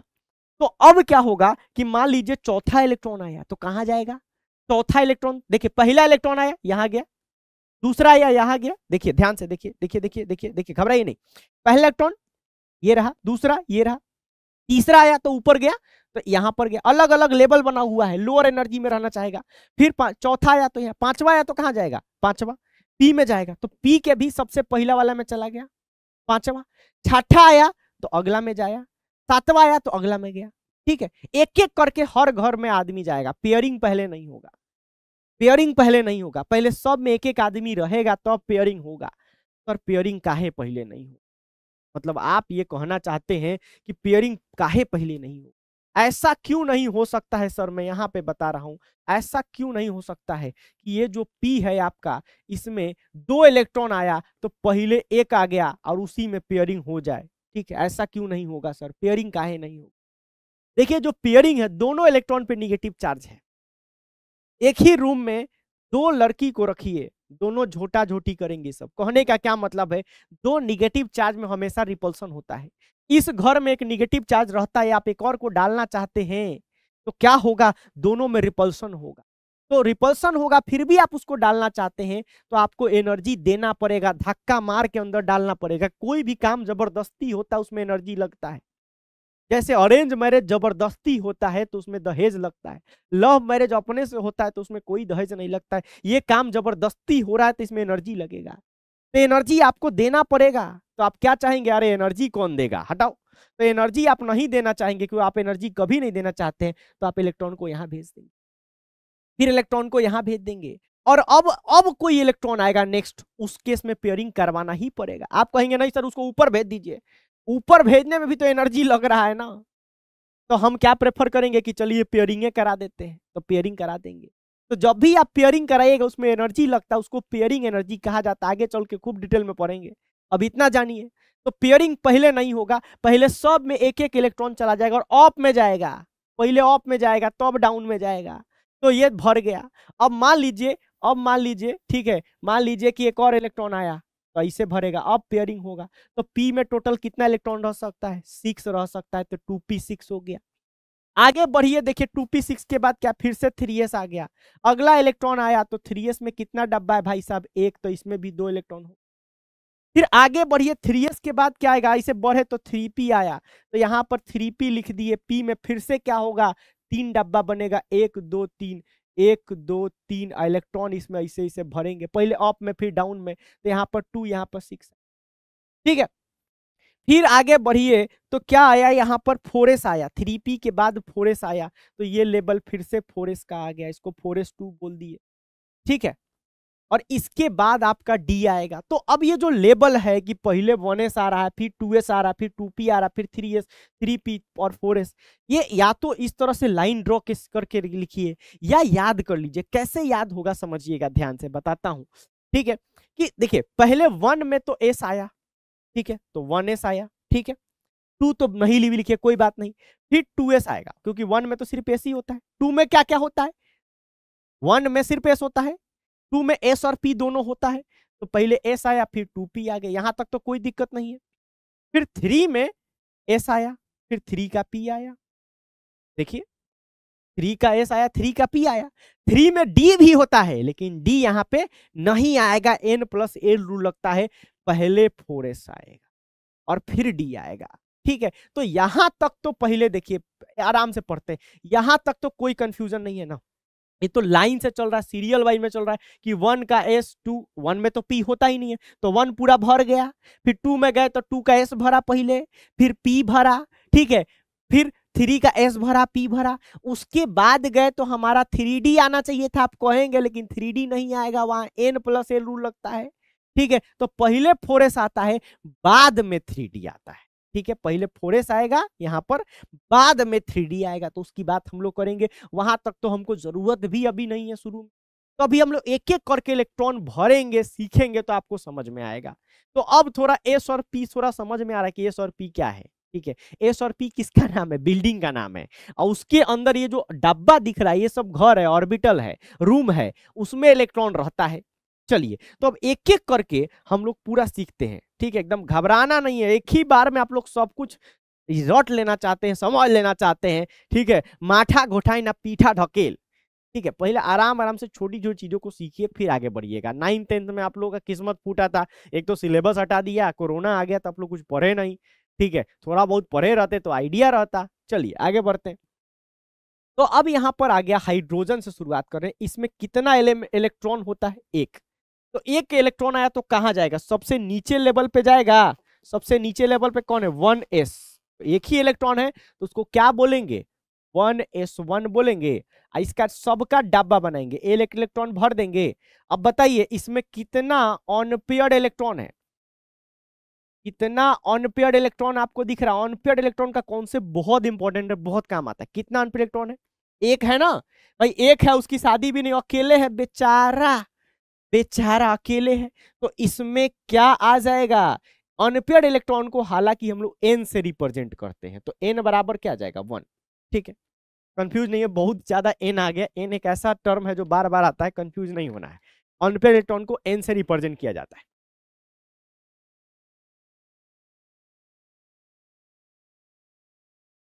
आगे देखिएगा, आगे देखिए। अब हम लोग चलते हैं इसके आगे, हाइड्रोजन के बाद हीलियम। कितना इलेक्ट्रॉन है, 2, तो क्या आएगा, 1s, s में 2 इलेक्ट्रॉन रह सकता है, तो 1s2 कर देंगे, डब्बा भरिए सर, एक अप एक डाउन। अब इसमें n का वैल्यू क्या है, अनपेयर्ड इलेक्ट्रॉन कितना है भाई, दोनों पेयर्ड है, तो अनपेयर्ड इलेक्ट्रॉन 0 है, कोई अनपेयर्ड इलेक्ट्रॉन नहीं है, ठीक है। आगे बढ़िए, लिथियम पे आइए, 3 होता है, तो पहले s में भरेंगे, 1s2, 1s2 भर गया, अब कहां जाएंगे सर, तो 1s भर गया, तो 1 भर गया, तो कहां जाएंगे, 2 में जाएंगे पहले। तो 2 में क्या मिल रहा है, 2s, कितना, 2 तो आप 1s में डाल चुके हैं, 3 है, तो एक और डाल दीजिए, 2 और 1 3 हो गया। बच्चा को, कोई बच्चा को यही नहीं समझ में आता कि ये 2s1 पर ही काहे रुक गया, आगे काहे नहीं बढ़ा, ऐसा डाउट पूछता बच्चा। तो देखिए टोटल 3 इलेक्ट्रॉन भरना था सर, तो 2 इसमें भर दिए, 1 इसमें भर दिए। अब डब्बा भी बनाएंगे सबका, एक हम काम करते हैं, डब्बा बनाते हैं। तो पहले 1s का डब्बा बनाते हैं, तो ये 1s का डब्बा बन गया, यहाँ पर लिख दीजिए 1s2, 2 इलेक्ट्रॉन भरना है। अब फिर 2s का डब्बा बनाइए, तो 2s का डब्बा भी एक एक बनेगा, ठीक है। अब इलेक्ट्रॉन भरिए यहाँ पे, ठीक है। तो एक अप एक डाउन, इसमें 2 इलेक्ट्रॉन है, भर दिए, इसमें 1 इलेक्ट्रॉन है, भर दिए।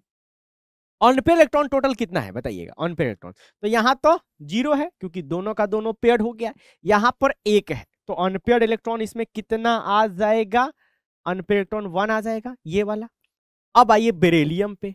बेरिलियम का होता है 4। आगे बढ़िए तो देखिए 1s2 मतलब 2 इलेक्ट्रॉन 1s में भर दिए। अब कहां चलेंगे 2s में, तो क्या होगा 2s2।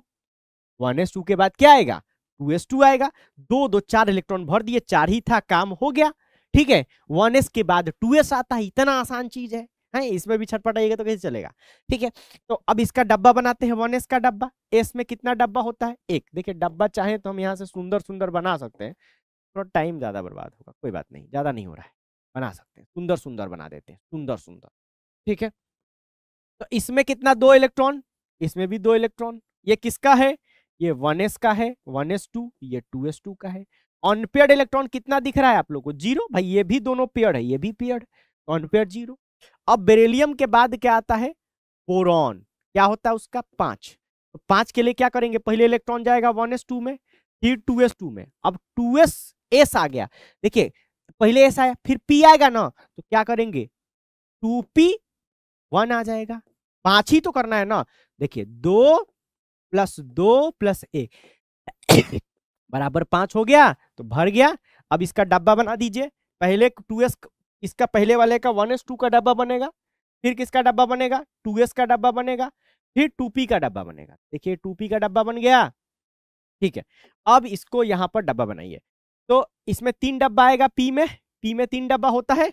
ये देखिए ये 1s का डब्बा है, ये 2s का डब्बा है, और ये 2p का डब्बा है। ठीक है, तो इलेक्ट्रॉन इसमें 2 है तो 2 डाल दीजिए, इसमें 2 है तो 2 डाल दीजिए।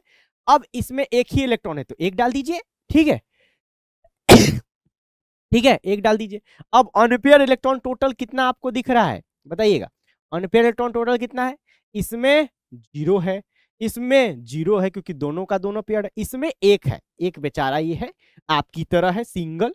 तो यहां पर अनपेयर इलेक्ट्रॉन कितना हो जाएगा 1 हो जाएगा। ठीक है, तो हमने बोरॉन का देख लिया। अब कार्बन का देखते हैं। कार्बन का होता है 6। कितना होता है 6। लगातार ये तो याद ही रखना पड़ेगा। ठीक है, hydrogen helium lithium beryllium boron carbon nitrogen 20 तक याद कर लीजिए, 20 के बाद मैं संभाल लूंगा। ठीक है, चलिए कार्बन तो क्या आएगा 1s2 पहले, फिर 2s2। अब 2p में कितना जाएगा सोचिएगा, तो देखिएगा 2 2 4 जा चुका है, टोटल 6 इलेक्ट्रॉन है, इसमें 2 जाएगा, 4 2 6 हो गया। तो डब्बा बनाइए, पहले 1s का बनाइए 1, फिर 2s का बनाइए 1, फिर 2p का बनाइए। 2p में कितना डब्बा आएगा 3, तो 3 डब्बा बना देते हैं हम लोग।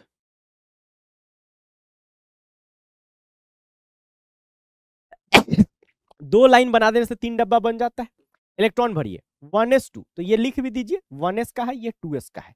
1s में कितना इलेक्ट्रॉन है 2, तो 2 इलेक्ट्रॉन, एक अप एक डाउन। 2s में कितना इलेक्ट्रॉन है 2, तो एक अप एक डाउन। 2p में कितना है 2, तो पहले अप में भरेगा तो 1 1 2, तो ये 2p2 हो। अनपेयर्ड इलेक्ट्रॉन कितना दिख रहा है आपको, 1 और 1 2 दिख रहा है, तो 2 लिख दीजिए। ठीक है, 2 इलेक्ट्रॉन लिख दिए। अच्छा, अब नाइट्रोजन पे आ जाइए। क्या होता है 7 होता है ना, कार्बन के बाद नाइट्रोजन। ठीक है, तो 7 को लिखिएगा, क्या होगा 1s2 2s2 2p3। ठीक है, 1s2 2s2 2p3, ध्यान दीजिएगा।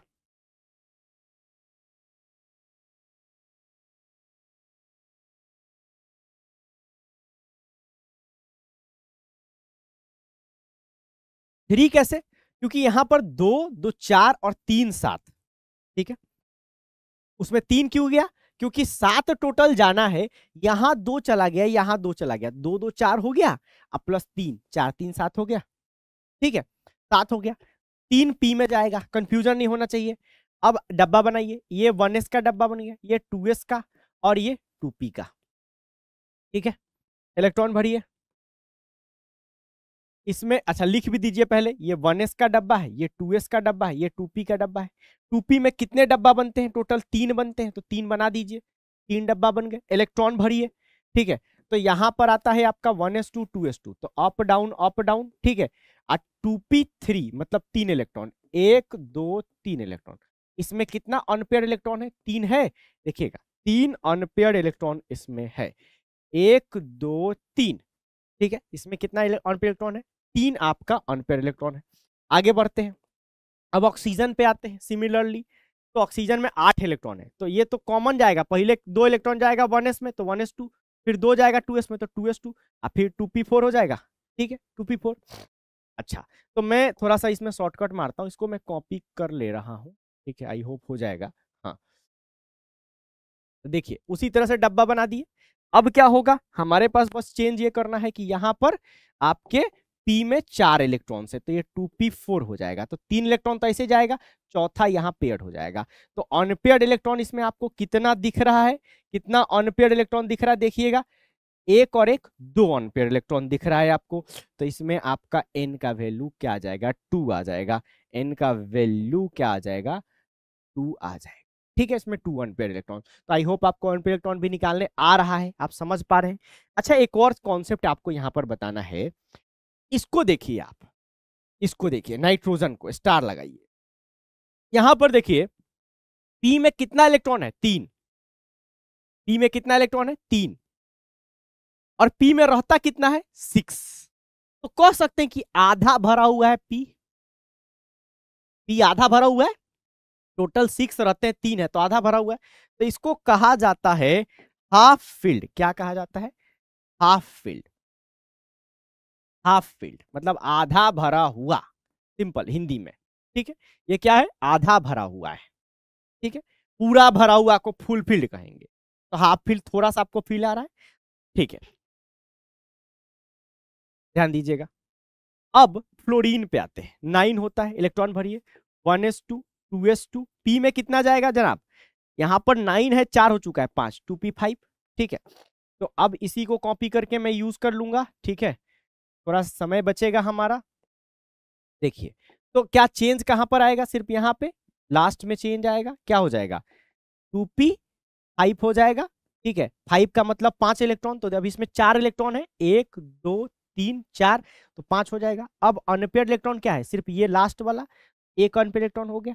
ठीक है अब हम लोग आएंगे नियॉन पे। नियॉन, नियॉन का कितना होता है, 10। ठीक है तो 10 के लिए क्या लिखेंगे, 1s2 2s2 2p6। अब ये एक ऐसी जगह है जहां पर, ठीक है, ऑक्टेट पूरा हो रहा है। ऑक्टेट का क्या मतलब है सर, लास्ट का जो सेल है 2, इसमें 8 इलेक्ट्रॉन। तो ये नियॉन आपका नोबल गैस है। तो नोबल गैस की लिस्ट आप लोगों को इधर लिख दे रहा हूं, याद रहना चाहिए। देखिए हेने आकर आपको लिखवाया गया था जा रे। ठीक है इसको आप याद रखिएगा अलग से। तो ये नियॉन क्या है, नोबल गैस है या इनॉट गैस है, ये स्टेबल होता है। सब लोग इसकी तरफ बनना चाहते हैं कि नोबल गैस का मतलब, इनॉट गैस का मतलब वो किसी से रिएक्शन नहीं करता है, उसको किसी से कोई मतलब नहीं होता है। तो सब लोग तो ऐसा ही बनना चाहते हैं ना, मोक्ष की प्राप्ति करना चाहते हैं। तो ये आपका इनॉट गैस है, नोबल गैस है। ठीक है सब लोग इसी की तरफ बनना चाहते हैं। फ्लोरीन भी इसी की तरफ बनना चाहता है, सोडियम भी इसी की तरफ बनना चाहता है, मतलब नियरेस्ट अपने पास वाले नोबल गैस की तरफ बनना चाहते हैं। जैसे हम लोग भी क्या करते हैं, अगल बगल देखते, कहते हैं फलानवा का जिंदगी बड़ी ठीक है हो, ठीक है कितना शांति से रहेला। तो उसी तरह से हम लोग बनना चाहते हैं कि जो बगल वाला हमारा है वो सुख शांति से रह रहा है, तो हम उसकी तरफ बनना चाहते हैं। तो ये लोग जितने एलिमेंट हैं इन सब में से किसी ना किसी की तरफ बनना चाहते हैं, क्योंकि ये स्टेबल है। ठीक है चलिए तो ये क्या है, आपका नोबल गैस है। इसका भी हम लोग डब्बा बना देते हैं। तो एक डब्बा किसका बनेगा, 1s का, एक डब्बा किसका बनेगा, 2s का, और एक 3 डब्बा किसका बनेगा, p। तो चलिए लिख दीजिए आप लोग यहां पर 1 2 3 इलेक्ट्रॉन भरिए, 1s2 2s2 2p6 भरिए। तो हम एक अप डाउन, अप डाउन। अब इसमें 3 है तो पहले अप में भरिएगा, एक एक अप पेयरिंग करिए, पेयरिंग कर दीजिए। अनपेयर इलेक्ट्रॉन कुछ होगा इसमें, 0, कुछ नहीं होगा, सबकी शादी हो चुकी है। ठीक है सबकी शादी हो चुकी है, सब स्टेबल है। ठीक है अनपेयर इलेक्ट्रॉन क्या है, 0। अब हम लोग की बारी आती है सोडियम का। सोडियम का होता है 11। 11 के लिए क्या करेंगे, उसी तरह लिखेंगे, ये तो कॉमन ही रहेगा, 1s2 2 इलेक्ट्रॉन इसमें चला गया, 2s2 2p6। ये इसी तरह से प्रैक्टिस कर करके याद होगा कि 1s2 2s2 2p6। अब कौन आएगा, 3s आएगा, 2p खत्म, 2 खत्म हो गया, 2 में सिर्फ p ही था, तो क्या आएगा 3s1। ठीक है अब देखिए हम एक काम करेंगे ना कि यहां तक का डब्बा बार बार नहीं बनाएंगे, हम लोग आउटर का डब्बा बनाते हैं, जो आउटर सेल है जो लास्ट वाला सेल है सिर्फ उसका डब्बा बनाते हैं, उसका ऑर्बिटल दिखाते हैं, उसमें अनपेयर्ड इलेक्ट्रॉन देखते हैं, क्योंकि इधर तो सब पेयर्ड हो ही चुका है, सबकी शादी हो ही गई है, तो उनके बारे में थोड़े देखेंगे, जो लास्ट में है उनको देखेंगे सिर्फ, ठीक है। और एक और हम लोग काम करते हैं कि ये देखिए टोटल 10 इलेक्ट्रॉन है, नियॉन के जैसा है, देखिए एकदम नियॉन के जैसा आपको दिख रहा है, इसमें भी 1s2 है, इसमें भी 1s2 है, इसमें भी 2s2 है, इसमें भी 2s2 है, इसमें भी आपका 2p2 है, इसमें भी 2p2 है। मतलब यहां तक का जो पार्ट है, यहां तक ये किसकी जैसा है, ये आपका नियॉन के जैसा है क्या, ये पूरा नियॉन के जैसा है। मैं इसको मिटा दूं, थोड़ा अजीब लग रहा है, तो ये आपका नियॉन है क्या यहां तक, तो नियॉन 3s1। मतलब हम लोग सोडियम को इस तरीके से भी लिखते हैं, इनर्ट गैस के फॉर्म में लिखते हैं, तो ऐसा समझिएगा। इस सब का एटॉमिक नंबर याद रखना जरूरी है, 2, 10, 18, 36, 54, 83 होता है। तो देखिएगा 10 में एक जोड़ दिया गया, 11 हो गया। तो आप लोग शुरू में ये शॉर्टकट वाला तरीका मत सीखिए, शुरू में लॉन्ग कट वाला ही करिए, ये पूरा लिखिए ताकि याद हो, इस तरह से मत लिखिए, लेकिन कहीं लिखा रहे तो उसका क्या मीनिंग होता है आपको समझ में आना चाहिए, उसलिए बता रहे हैं। तो अब सिर्फ लास्ट वाले को हम लोग डब्बा बनाएंगे, एक डब्बा बनाएंगे, बाकी डब्बा तो ऊपर जैसा ही होगा। और ये किसका डब्बा होगा, 3s1 का, तो एक इलेक्ट्रॉन होगा, यही आपका अनपेयर्ड होगा। भाई इसके पहले जितना है ये सब तो यही ना ऊपर लिखा हुआ है, सब तो पेयर्ड ही है ना, उसमें अनपेयर्ड इलेक्ट्रॉन तो 0 ही होगा, ठीक है, सब पेयर्ड है। अब आगे आते हैं और हम लोग बात करते हैं मैग्नीशियम का। तो मैग्नीशियम का होता है 12। देखिए अभी मैंने आयंस का आपको नहीं बताया, ठीक है, बीच में इंट्रोड्यूस नहीं कर रहा हूं, पूरा बताने के बाद मैं आपको आयंस का इलेक्ट्रॉनिक कॉन्फ़िगरेशन अलग से बताऊंगा, ठीक है, अलग से बताऊंगा। अभी मैं बिल्कुल देख ही नहीं रहा हूं कि लेक्चर कितने देर का हुआ है, ठीक है, मुझे ये चीज आपको सिखाना है, समझाना है, ठीक है। ऑलरेडी देखिए, ऑलरेडी बहुत मेहनत हो चुका है, बहुत मेहनत हो चुका है, ऑलरेडी आप ये चीज पढ़ चुके हैं, उसके बाद भी आपको ये मैं पढ़ा रहा हूं, तो इस तरीके से पढ़ा हूं कि आपको समझ में आ जाए, तो पूरा डिटेल में पढ़ा रहा हूं। अब मैग्नीशियम में आते हैं, तो ये चीज कॉमन रहेगा, उतार देते हैं, 1s2, 2s2, 2p6 और 3s2, इलेक्ट्रॉन गिनते रहना है, 2, 2, 4 और 6, 10, 2, 12, 12 का 12 बराबर हो गया। अब यहां से यहां तक क्या है, नियॉन ही तो है 10, तो यहां से यहां तक को नियॉन लिख दें और इसके बाद 3s2 लिख दें और 3s2 का डब्बा बना दे, ठीक है, लास्ट वाले का डब्बा बनाते हैं, 2 इलेक्ट्रॉन है तो एक अप, अप और डाउन, ऐसे अप और डाउन, 3s2 हो गया, ठीक है। हम लोग 20 तक तो लगातार लिखेंगे, उसमें मैं कोई कामचोरी नहीं करूंगा, ठीक है, उसके बाद भी लगातार लिखेंगे, मैं चाहता तो छोड़ देता कि इसके आगे का तुम कर लो, बट शायद इसी वजह से आप लोग सीख नहीं पा रहे हैं। तो 1s2 आप लोग कॉपी में इसका नोट जरूर बनाइएगा, 2s2, 2p6, अब क्या आएगा, 2p भर गया तो 3s2 आएगा। अब 3s2 भी खत्म हो गया, अब 13 चाहिए, यहां तक तो 12 ही इलेक्ट्रॉन हुआ, तो क्या आना पड़ेगा, 3p को आना पड़ेगा, तो 3p1 आ गया, ठीक है, किसको आना पड़ेगा, 3p को आना पड़ेगा, 3p1 आ गया। अब ध्यान दीजिएगा, 3p1 आ गया आपका। अब यहां तक तो आपका क्या है, ये इनर सेल हो गए, ये तो नियॉन ही है, तो इसके बाद को मैं क्या लिख सकता हूं, 3s2, 3p1, ऐसे समझिए कि इसका एटॉमिक नंबर 10 है, प्लस 2 अब प्लस 1, 13 हो गया, तो 13 बराबर 13, इस तरह से जोड़ते रहना है। तो सिर्फ आउटर का डब्बा बनाया जाएगा, किसका, 3s2 का और 3p का। तो कितना डब्बा बनेगा, एक डब्बा बन गया आपका, ये किसका, 3s का, और 3 डब्बा बनेगा 3p का, p जहां जहां आएगा उसका 3 डब्बा बनेगा, तो 3 डब्बा बना दिया जाए, 1, 2, 3 इलेक्ट्रॉन भरा जाए जनाब। तो यहां पर आपका क्या आएगा, 3s2 आएगा, 3s2 आएगा, तो 3s2 का 2 इलेक्ट्रॉन अप और डाउन में चला जाएगा, चला जाएगा। यहां पर क्या आएगा, 3p आएगा, तो 3p में कितना इलेक्ट्रॉन, 1, तो 1 अप में रहेगा, तो इसमें टोटल में अनपेयर्ड इलेक्ट्रॉन कितना दिख रहा है आपको, 1 ये वाला, ठीक है। इसके पहले का तो सब ये भरा हुआ है, जो पूरा भरा हुआ है उसमें तो सबकी शादी हो गई है। अगर पूरा भरने का क्या मतलब, हर घर में 2-2 लोग रह रहा है, ठीक है, तो हर घर में पेयर है, हर घर में कपल है, तो अनपेयर्ड कहाँ है, सिंगल कहाँ है, आपके जैसा कोई है उसमें, नहीं है, आपके जैसा सिर्फ यही है।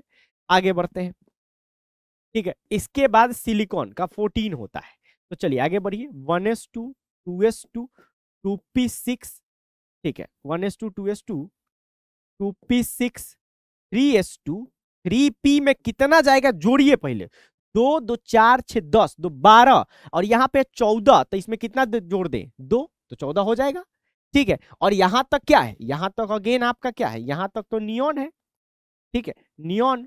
और 3s2 और 3p2। ठीक है, अब ऊपर वाला ही डब्बा बनेगा तो मैं इसको कॉपी करके ले आता हूं ऊपर से। देखिएगा यहाँ पर ले आया मैं, तो ये डब्बा बन गया आपका।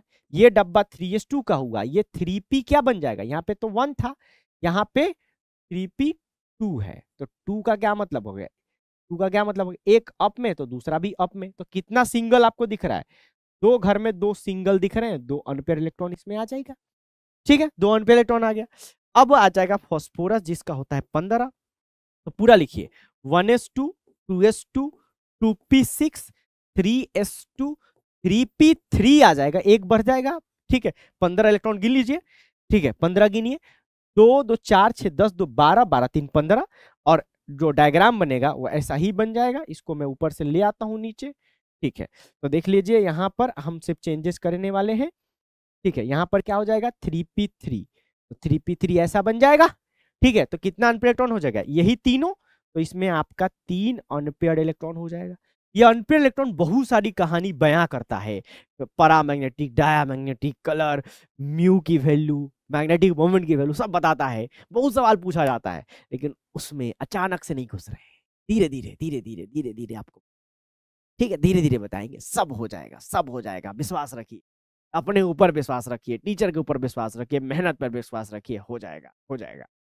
ठीक है, आगे बढ़ते हैं, क्लोरीन की बात करते हैं। ठीक है, क्लोरीन क्या होगा, 16 नहीं होता है। अच्छा, क्लोरीन के पहले सल्फर होता है 16 पे, 15 के बाद 16। ठीक है, तो क्या हो जाएगा 1s2 2s2 2p6, 10 हो गया। ठीक है, 2p6 के बाद 3s आएगा, 3s2 3p क्या आएगा, कितना आएगा 16 में। देखिए यहां तक तो 10 है, 10 2 12 12 4 16 लगातार है। देखिए 3 के बाद 4, तो हम लोग इतने को क्या बोल देंगे, अगेन नियॉन बोल देंगे, और इसके बाद क्या आ जाएगा 3s2 3p4। 3 तक तो 3 मतलब समझ लीजिए कि 18 20 तक तो कोई दिक्कत, 18 तक तो कोई दिक्कत ही नहीं, बिल्कुल सीक्वेंस में चल रहा है। 1 में एक एस था, 1s आया, फिर 2 में एस और पी था तो 2s 2p आया, 3 में एस आया पहले, फिर 3p आया, तो एकदम सीक्वेंस में चल रहा है, कोई दिक्कत ही नहीं अभी तक। तो दिक्कत तो शुरू होता है जब हम लोग 18 के बाद बात करते हैं कि 3D क्यों नहीं आया, ये 4s कहां से बीच में आ गया, वो बात की बात है। 18 तक तो आपको कोई कंफ्यूजन होना ही नहीं चाहिए। ठीक है, तो डब्बा बनाते हैं। ठीक है, ये डब्बा बहुत बनाना पड़ेगा, 12th में भी ये डब्बा खूब बनाना पड़ेगा। 1 2, अब इसमें इलेक्ट्रॉन भरिए, ये 3s2 का है। ठीक है, ये 3p4 का हो गया, तो इलेक्ट्रॉन आ गया 1 2, इसमें 4 इलेक्ट्रॉन भरना है, तो पहले 3 जाएगा एक एक हर घर में, फिर पेयरिंग हो जाएगा। तो कितना अनपेयर्ड आपको दिख रहा है, इसमें कितना सिंगल लोग दिख रहा है, एक ये और एक ये, 2 अनपेयर्ड इलेक्ट्रॉन दिख रहा है, तो 2 अनपेयर्ड इलेक्ट्रॉन यहाँ पे दिखा दें, 2 अनपेयर्ड इलेक्ट्रॉन दिख रहा है, तो आयन की वैल्यू क्या है 2 है। ठीक है, अब आ जाता है क्लोरीन, बहुत जल्द आपका फिनिशिंग लाइन की तरफ आगे बढ़ रहे हैं हम लोग क्लोरीन का। तो 1s2, देखिए 1 में सिर्फ एसी होता है, छोटा वाला है, फिर 2 में एस भी होता है और पी भी होता है, एकदम सीक्वेंस में चल रहा है, तो 2s2 2p6, फिर 3 में एस होता है, 3p भी होता है, तो 3s2, और पी में क्या आ जाएगा यहाँ 5 आ जाएगा। ठीक है, 6 क्यों नहीं होगा, 17 तक ही तो करना है ना, तो कहां से आ जाए 6। ठीक है, आगे बढ़ते हैं। अब यहां ध्यान दीजिएगा, अब इलेक्ट्रॉन भरना है आपको, तो क्या हो जाएगा, यहां पर आपका आ जाएगा 3p5, 5 का मतलब एक और इलेक्ट्रॉन आएगा, तो ये भी आपका पेयर्ड हो जाएगा, 3 पहले ऊपर 2 नीचे, 3 2 5, तो एक आपका अनपेयर्ड ये वाला, तो n की वैल्यू कितनी आ जाएगी 1। अब आ जाएगा आर्गन, तो ये फिर से इनर्ट गैस आ चुका है। इनर्ट गैस की पहचान कैसे है, देखिए इनर्ट गैस हमेशा P6 पे खत्म होगा, तो जैसे ही P6 आ गया समझिए इनर्ट गैस आ गया। इनर्ट गैस हमेशा आपको P6 पे मिलेगा, तो देखिए P6 आएगा इसमें, 1s2 2s2 2p6 3s2 3p6, P6 आ गया, तो ये खुद इनर्ट बन गया खुद। अब इसको नियॉन के रूप में दिखाने की जरूरत नहीं है, तो इसका भी लास्ट वाला डब्बा अगर हम लोग बना दें, लास्ट वाला, तो देखिए कि पूरा का पूरा क्या होगा, भर जाएगा, पूरा का पूरा भर जाएगा। ठीक है, ये देखिए ये रहा। अच्छा, बाउंड्री थोड़ा सा येलो से ही लगा देते हैं, सही रहेगा, ऐसे हो गया, और यहाँ पर आपका ये भी आपका भर गया, तो अनपेयर इलेक्ट्रॉन 0 आ गया। ठीक है, इसमें क्या हो जाएगा, यहाँ पर 3p6 हो जाएगा। यहां तक तो कोई कंफ्यूजन ही नहीं होना चाहिए। आर्गन आ गया इनर्ट गैस, P6 आया मतलब आपका इनर्ट गैस आ गया। ये क्या है? इनर्ट गैस है, ग्रुप नंबर 18 में रहता है इनर्ट गैस, या आप इसको नोबल गैस भी कह सकते हैं। ठीक है, चलिए आगे बढ़ा जाए। अब हम लोगों का मेन चीज शुरू होगा। तो अभी तक एक बार रिवीजन कर लें यहां तक। तो अगर आपको 18 तक लिखना है तो सिंपल है, 1s लिखिए, फिर 2s लिखिए, 2p लिखिए, फिर 3 का s लिखिए, 3p लिखिए। सर 1p काहे नहीं लिखे? अरे 1p होता ही नहीं है, रहता तो लिखते। आ सब में इलेक्ट्रॉन, s में 2 इलेक्ट्रॉन होता है लिख दीजिए, 2 होता है लिख दीजिए, p में 6 होता है लिख दीजिए, 2 होता है लिख दीजिए, 6 होता है लिख दीजिए। यहां तक तो 18 हो गया, कोई दिक्कत नहीं है। अब इसके बाद कहेंगे कि सर 3 में d होता है, 3 में d तो होता है, ठीक है। सीक्वेंस में चलता है, 1 में सिर्फ एक ही रहता है, कौन? s, 2 में 2 होता है s और p, 3 में s p d, 4 में s p d f, ठीक है। तो इसमें d तो होता है। तो अब यहां पर हम लोग 3d नहीं लिख सकते हैं, 3d नहीं लिख सकते।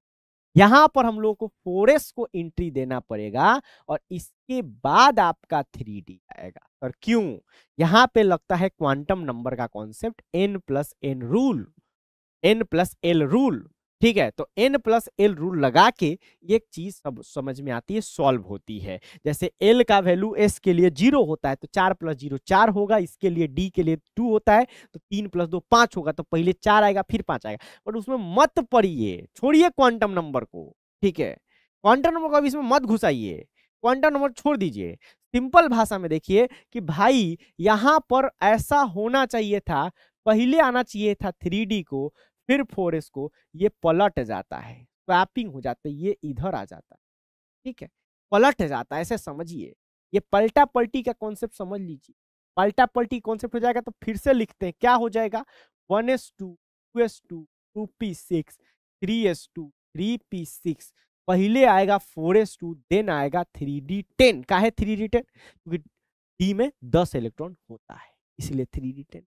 इसके आगे याद करने की जरूरत नहीं मेरे भाई, इतना को 10 बार लिखोगे याद हो जाए, ठीक है। और मैं आपको समझा समझा के याद करा रहा हूं। तो अब आगे आर्गन के बाद क्या आता है, लिखते हैं, समझते हैं। आर्गन के बाद आता है पोटेशियम, सही बोल रहा हूं क्या मैं? ठीक है, पोटेशियम, जिसका होता है 19। तो 19 के लिए लिखना शुरू करते हैं। 1s2 भर गया, s 1 भर गया। अब 2s का 2s आएगा, 2p आएगा, 2 का 2s भी आएगा, 2p आएगा, तो 2s2 2p6। 3 का 3s आएगा और 3p आएगा, तो ये 2 ये 6 हो गया। अब यहां पर गिनिएगा तो ये 18 हो गया, 2 2 4 10 12 6 18। 18 के बाद जो अगला इलेक्ट्रॉन जाएगा डी में ना जाके एस में जाएगा, 4s1 बने। क्या बनेगा?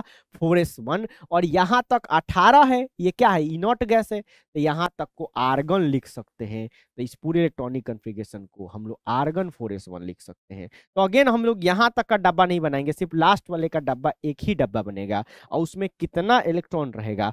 उसमें एक ही इलेक्ट्रॉन रहेगा, एन की वैल्यू 1 होगी, ये अनपेयर्ड हो जाए, ठीक है। अभी डी ब्लॉक आने वाला है।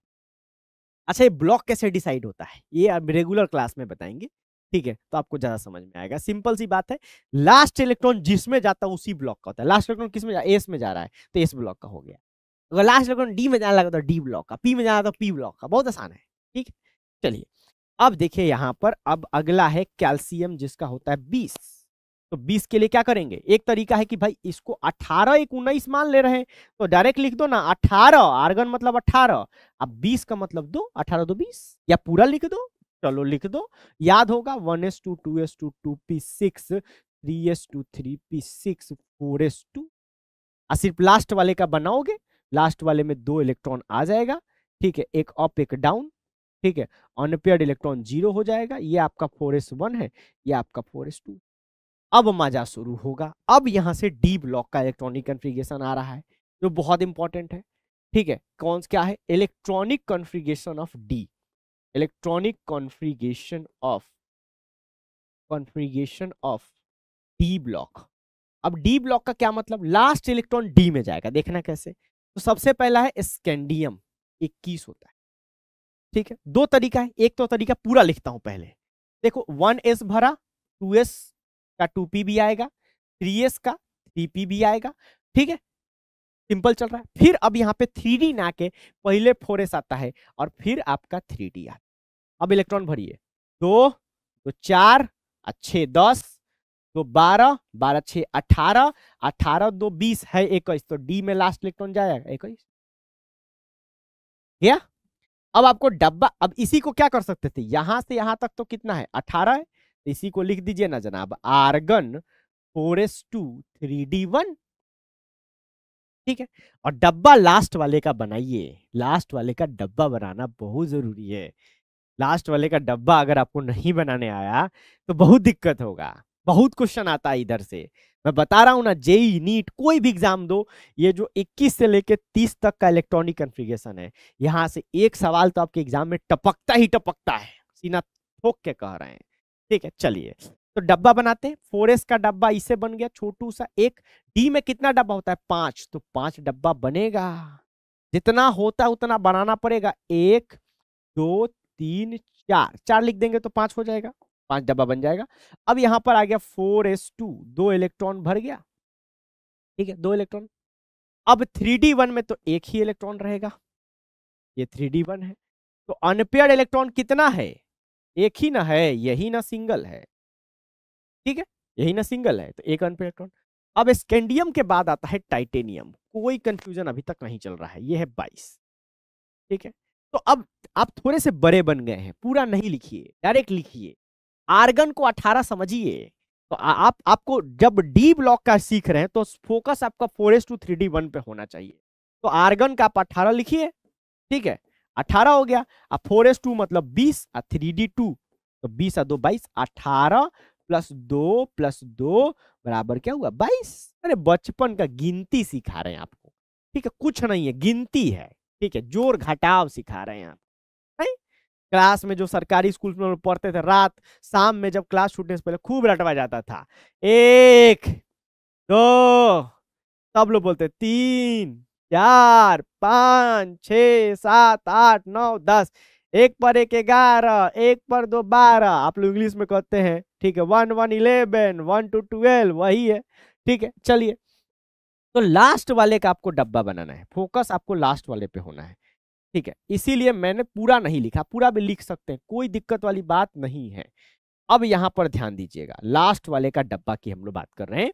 तो लास्ट वाले का डब्बा की हम लोग बात कर रहे हैं, तो लास्ट में क्या है 4s2 बन चुका है 4s2। ठीक है, उसके बाद क्या है 3d2, एक इलेक्ट्रॉन और आ गया। तो अनपेयर इलेक्ट्रॉन कितना हो गया इसमें, कितना हो गया अनपेयर इलेक्ट्रॉन, कितना सिंगल दिख रहा है आपको, 1 और 1 2, तो अनपेयर इलेक्ट्रॉन कितना आ जाएगा 2। ठीक है, 2 आ गया। अब आइए नीचे आइए, स्कैंडियम टाइटेनियम वेनेडियम का होता है 23, यहां तक देखते हैं। तो आर्गन से शुरू कर दे डायरेक्ट, इनर्ट गैस से आर्गन 18 2 20 और 3 23। ठीक है, अब इसी को लाके, ओहो, इसी को डायग्राम में उठा लाते हैं।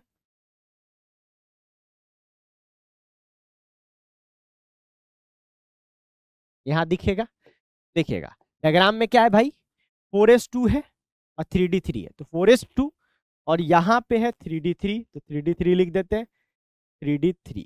तो इलेक्ट्रॉन भरिए, 1 2 3 भर दिए। कितना अनपेयर्ड इलेक्ट्रॉन दिख रहा है, सिंगल अकेले कौन कौन है, 1 2 3, इन की वैल्यू क्या आ जाएगी 3 आ जाएगी। ठीक है, क्रोमियम सावधान हो जाइए 24।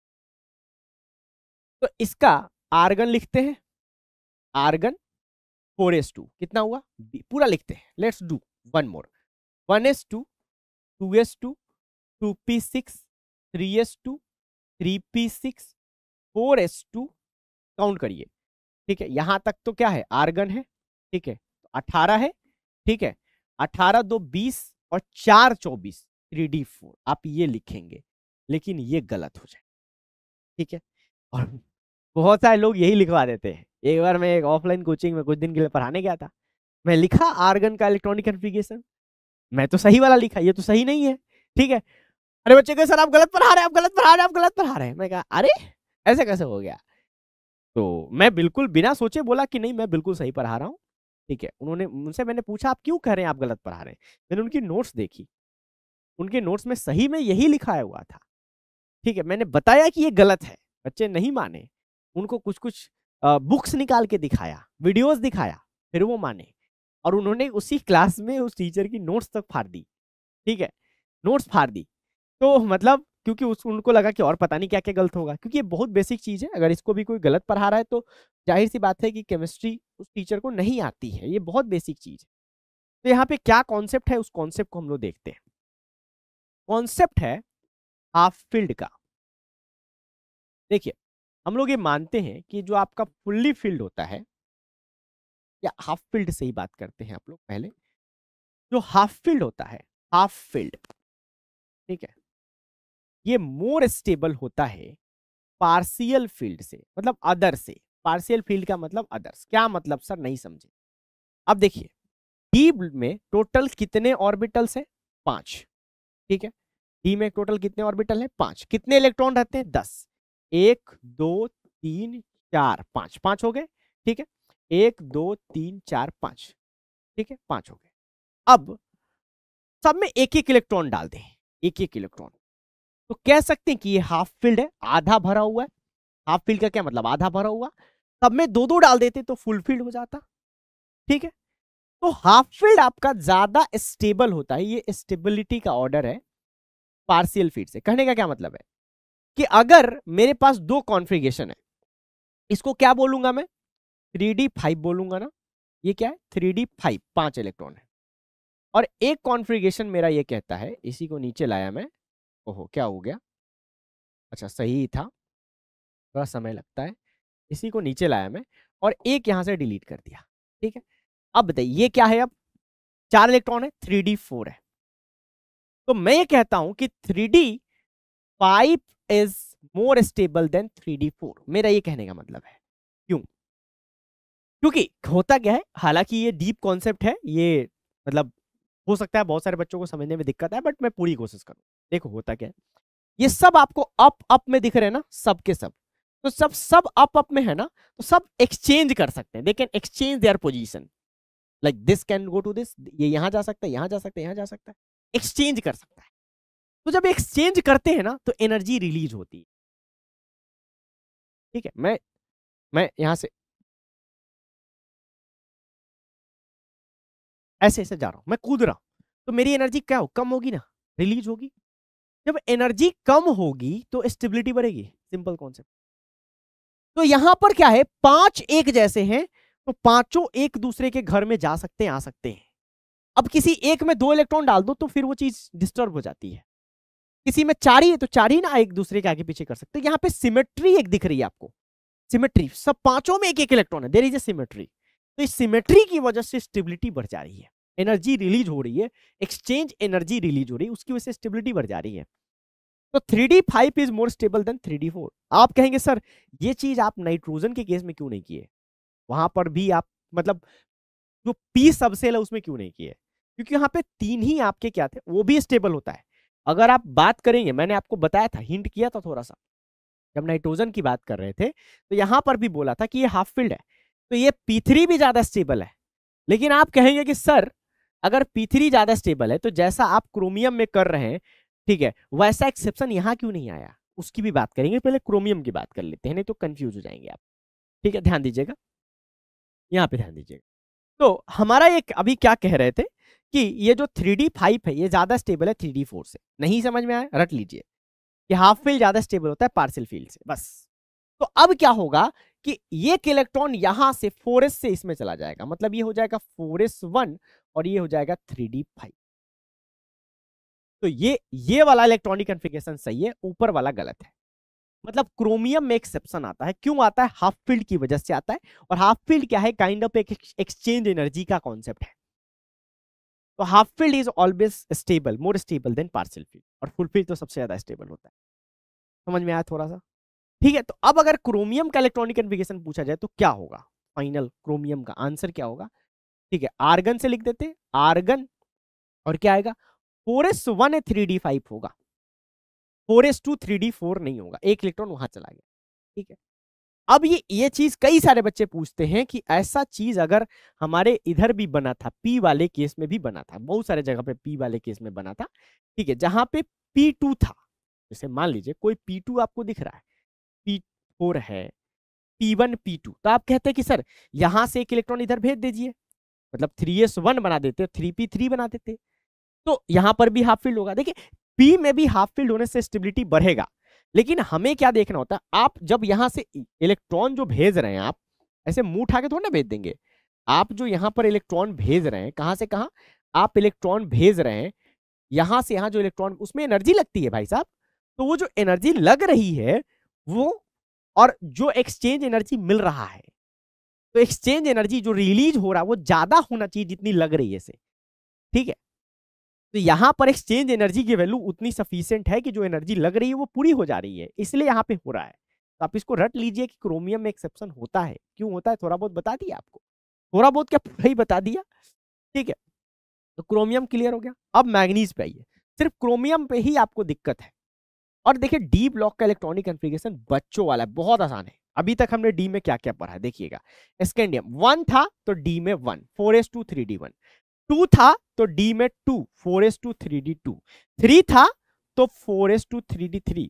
बस आपको क्रोमियम में ही ऐसा नहीं हुआ कि 4s2 3d4 हुआ, आगे हर जगह होगा सिर्फ कॉपर को छोड़ के, तो उसकी भी बात कर लेते हैं, ठीक है। तो मैग्नीज आता है इसके बाद, 25 होता है इसका, ठीक है। तो क्या आएगा, आर्गन से ही लिखेंगे डायरेक्ट, आर्गन 4s2, कोई कंफ्यूजन नहीं, 3d5। 5 है तो 5 और हर जगह 4s2, ठीक है। इसके बाद आता है आयरन, होता है 26, क्या आएगा, आर्गन, ठीक है, 4s2, ध्यान दीजिएगा, 4s2 3d6 हो जाएगा। भाई यहां 6 है तो यहां भी 6 हो जाएगा, 6 तो 6 चलेगा, ठीक है। अच्छा अनपेयर इलेक्ट्रॉन, अनपेयर इलेक्ट्रॉन जरूर देखना है, ठीक है। हम लोग भूल गए, ठीक है, थोड़ा सा लाइव में आप लोग बताते रहते हैं, यहां पर आकर मैं भूल गया। अच्छा यहां तक तो निकाला वेनेडियम तक, क्रोमियम में भूल गया निकालना, क्रोमियम का भी निकाल लेते हैं। तो यहाँ पर डब्बा बनाते हैं, ये किसका डब्बा है, 4s1 का, और ये किसका डब्बा है, डी का। डब्बा बनाते हैं, ठीक है, 1 2 3 4 5 इलेक्ट्रॉन भरते हैं जनाब। तो इसमें 4s1 में एक इलेक्ट्रॉन हो गया, 3d5 में भरिए इलेक्ट्रॉन, कितना होगा, 5, 1 2 3 4 5। कितना अनपेयर इलेक्ट्रॉन होगा, देखिए इसमें सबसे ज्यादा अनपेयर इलेक्ट्रॉन है, एक आपका यहां है, 2 3 4 5 6। बच्चे इसमें 5 बोल देते हैं, 5 नहीं, आपको इसको भी तो लेना है, पूरा अनपेयर इलेक्ट्रॉन देखना है ना। तो यहाँ पर टोटल 6 अनपेयर इलेक्ट्रॉन आएगा, सबसे ज्यादा डी ब्लॉक में होता है 6, ठीक है, 6 अनपेयर इलेक्ट्रॉन। कई बार आपसे पूछेगा डी में कितना अनपेयर इलेक्ट्रॉन, सिर्फ डी का पूछेगा, तो डी में तो 5 ही है, ओवरऑल पूरा मिला के कितना है, 6 है, ठीक है। आगे बढ़ते हैं, तो इसका भी ऊपर वाले का निकाल लेते हैं हम लोग, ठीक है। क्या बनेगा, एक डब्बा बनेगा 4s का, और एक डब्बा आपका 5 डब्बा बनेगा डी का। डी का डब्बा बनाने में दिक्कत क्या है, लाइन ड्रॉ करनी पड़ जाती है। देखिए 1 2 3 4 5 इलेक्ट्रॉन भर देते हैं जनाब। तो इलेक्ट्रॉन यहाँ पर है 4s2, ठीक है, ठीक है भाई साहब। तो इसमें 2 इलेक्ट्रॉन आपका भर जाएगा, और सब में एक एक, 1 2 3 4 5। अनपेयर इलेक्ट्रॉन कितना हो जाएगा, 5, ये सब सिंगल है पांचों, ठीक है। अच्छा इसका भी भर बना देते हैं डायग्राम, ऊपर वाले को उठा लेते हैं, काम हो जाएगा हमारा। हाँ देखिए 4s2 तो सेम ही रहेगा, 4s2 में कोई कंफ्यूजन नहीं, 6 इलेक्ट्रॉन्स आपका 3d6 में आएगा, एक का पहले वाले का पेयरिंग हो जाएगा, तो एक पेयर्ड हो जाएगा। तो कितना अनपेयर इलेक्ट्रॉन बच गया, 1 2 3 4। तो अनपेयर इलेक्ट्रॉन आपके हो गए 4, उसको हम लोग लिख देते हैं। देखिएगा ये हो गया आपका, ये हो गया आपका 3d6, और अनपेयर इलेक्ट्रॉन हो जाएगा 4। इसके बाद आता है कोबाल्ट, खत्म होने वाला है, इसका होता है 27, टीकोनी, और फिर आपका ये हो जाएगा, ठीक है, क्लियर हो जाएगा, बहुत जल्दी ये खत्म होने वाला है। तो अब देखिए आर्गन आ गया, आर्गन, ठीक है, 18 2 20 और 3d7, एकदम सिंपल है, यहां 7 तो यहां भी 7, ठीक है। अब आ जाइए, इसका भी डायग्राम बनाना है, उठा लेते हैं, ठीक है, उठा लेते हैं, ठीक है। एक इलेक्ट्रॉन और आपका क्या हो जाएगा, पेयर्ड हो जाएगा। तो ये आपका हो गया क्या, 4s2, और ये 3d7, तो एक और पेयर्ड हो गया। तो अनपेयर्ड कितना बच गया, देखिएगा ध्यान से, 1 2 3 आपका अनपेयर्ड इलेक्ट्रॉन बच गया। तो अनपेयर्ड इलेक्ट्रॉन की वैल्यू कितनी हो गई, 3 हो गई। अनपेयर्ड इलेक्ट्रॉन कितना हो गया, 3 हो गया। फिर आइए निकल पे, Ni कितना होता है, 28, ठीक है। तो 28 का क्या होगा, वही आर्गन, ठीक है, 4s2 3d8, ठीक है, यहाँ 8 तो यहाँ भी 8, क्योंकि 18 2 20 और 8 28, सिंपल चल रहा है कैलकुलेशन। ठीक है, और फिर अब इसका भी हम लोग बना देते हैं। अब नेक्स्ट वाला एक्सेप्शन वाला आने वाला है, एक इलेक्ट्रॉन बढ़ जाएगा, यहाँ पे पेयर्ड हो गया। ठीक है, तो क्या हो जाएगा यहाँ पे, ध्यान दीजिएगा, ये 3d8 है, अनपेयर इलेक्ट्रॉन कितना होगा, 2, ये और ये बच गया। अब आइए जनाब अच्छे से समझिएगा, कॉपर दो ही में एक्सेप्शन है, क्रोमियम कॉपर, ये 29 है। आप क्या लिखेंगे, आर्गन लिखेंगे। ठीक है, ओहो, आर्गन लिखेंगे और 4s2 लिखेंगे और 3d9 लिखेंगे, राइट। 18 2 20 और 9 29। ठीक है, बट ऐसा नहीं होगा, अगेन आपका यहाँ पे क्या होगा, सिमेट्री की वजह से फुलफिल्ड आपका ज्यादा स्टेबल हो, तो एक इलेक्ट्रॉन यहां से यहां चला जाएगा, एक इलेक्ट्रॉन वहां जाएगा, तो क्या होगा, 4s1 और 3d10 हो जाए। ठीक है, वही चीज यहां पर फुलफिल्ड हो रहा है, कैसे हो रहा है बताता हूं। देखो, ये आपका 4s हो गया और ये आपका 3d हो गया, बनाइए। ठीक है, देखिए 1 2 3 4 भरिए इलेक्ट्रॉन्स। ठीक है, इलेक्ट्रॉन्स भरते हैं, तो ये हो गया आपका 4s। ठीक है, तो मान लीजिए पहले यहाँ पे 2 इलेक्ट्रॉन था, 4s2 था, मान लेते हैं, और इसमें सब में इलेक्ट्रॉन भरिए 9 ऊपर वाला केस देख रहे हैं, तो कितना हो गया, 5 हो गया, 5 एक 6 एक 7 एक 8 एक 9 हो गया। अब क्या होगा, अभी इसमें सिमेट्री नहीं है, सब में 2 2 है, एक में एक बचा है। ठीक है, तो अगर मैं एक इलेक्ट्रॉन यहां से यहां भेज दूं तो क्या हो जाएगा, ये 2 है, ये 3d9 है, अगर मैं एक इलेक्ट्रॉन भेज दूं तो कैसा सीन बन जाएगा, देखिएगा कैसा सीन बन जाएगा, एक डब्बा ये रहा और ये आपके 5 डब्बे रहे, ये 5 डब्बा बनाना थोड़ा सा बहुत मेहनत वाला काम है, 1 2 3 4 5। ठीक है, तो देखिए यहां पर अब क्या आ जाएगा, 4s1 आ जाएगा, एक इलेक्ट्रॉन, और ये 1 2 3 4 5 6 7 8 9 और एक जो चला गया 10, तो अब ये 3d10 हो गया। ओहो, 3d10 हो गया, मतलब ये क्या हो गया, फुल्ली फिल्ड हो गया, फुल्ली फिल्ड, फुल्ली फिल्ड। सब फुल्ली फिल्ड तो सबसे ज्यादा स्टेबल है। ठीक है, सब लोग फुलफिल्ड होना चाहते हैं पूरी तरह से, ऐसे भी फुल्ली फिल्ड लगता है, पूरी तरह से भरा हुआ, उससे ज्यादा शांति कहाँ मिलेगी, तो पूरी तरह से भरा हुआ है। तो ये इसमें अनपेयर्ड इलेक्ट्रॉन क्या है, एक है, ये वाला, ये अनपेयर्ड है, ध्यान दीजिएगा। अब लास्ट है हमारा जिंक, इसका होता है 30, ये हो जाएगा आर्गन, 4s2 3d10, कोई कंफ्यूजन नहीं है, कोई अनपेयर इलेक्ट्रॉन नहीं आएगा, सब भरा रहेगा। ठीक है, तो यहां पर हमारा जो जनरल इलेक्ट्रॉनिक कन्फिग्रेशन था ये खत्म हुआ। अब बात आप पूछेंगे इसके आगे के एलिमेंट का क्या होगा, तो मैं आपको ग्रुप वाइज इलेक्ट्रॉनिक कन्फिग्रेशन बताऊंगा। पूरे डी ब्लॉक का आप पूछेंगे कि सर ये तो 3D सीरीज का हुआ, 4D 5D का, वो आपको अलग से पढ़ाया जाएगा क्लास 12th में, ए ब्लॉक का अलग से पढ़ाया जाएगा। कई टीचर यहाँ भी पढ़ा देते हैं, जब जेई नीट के बैचेज होते हैं तो कई टीचर पढ़ा देते हैं। ठीक है, उससे क्या होता है, बच्चे के ऊपर एक्स्ट्रा बर्डन आ जाता है, वो चीज वहां पढ़ना वहीं पढ़ेंगे, जो आपको 11th में जितना पढ़ना था उतना ही पढ़ाया जा रहा है। अगर इससे आपने कम पढ़ा है मतलब आपको कम पढ़ाया गया है। ठीक है, इससे कम नहीं पढ़ना है, इतना डिटेल में पढ़ना है। ठीक है, अब हम लोग एक लास्ट टॉपिक करेंगे, electronic configuration of ions. Ions का इलेक्ट्रॉनिक कॉन्फ़िगरेशन देखेंगे, मतलब जैसे इलेक्ट्रॉन निकालना हो डालना हो तो बहुत आसान है। ठीक है, उस पे हम लोग 4-5 एग्जाम्पल्स करेंगे, एक ही कॉन्सेप्ट है, वो चीज आपका क्लियर हो जाए।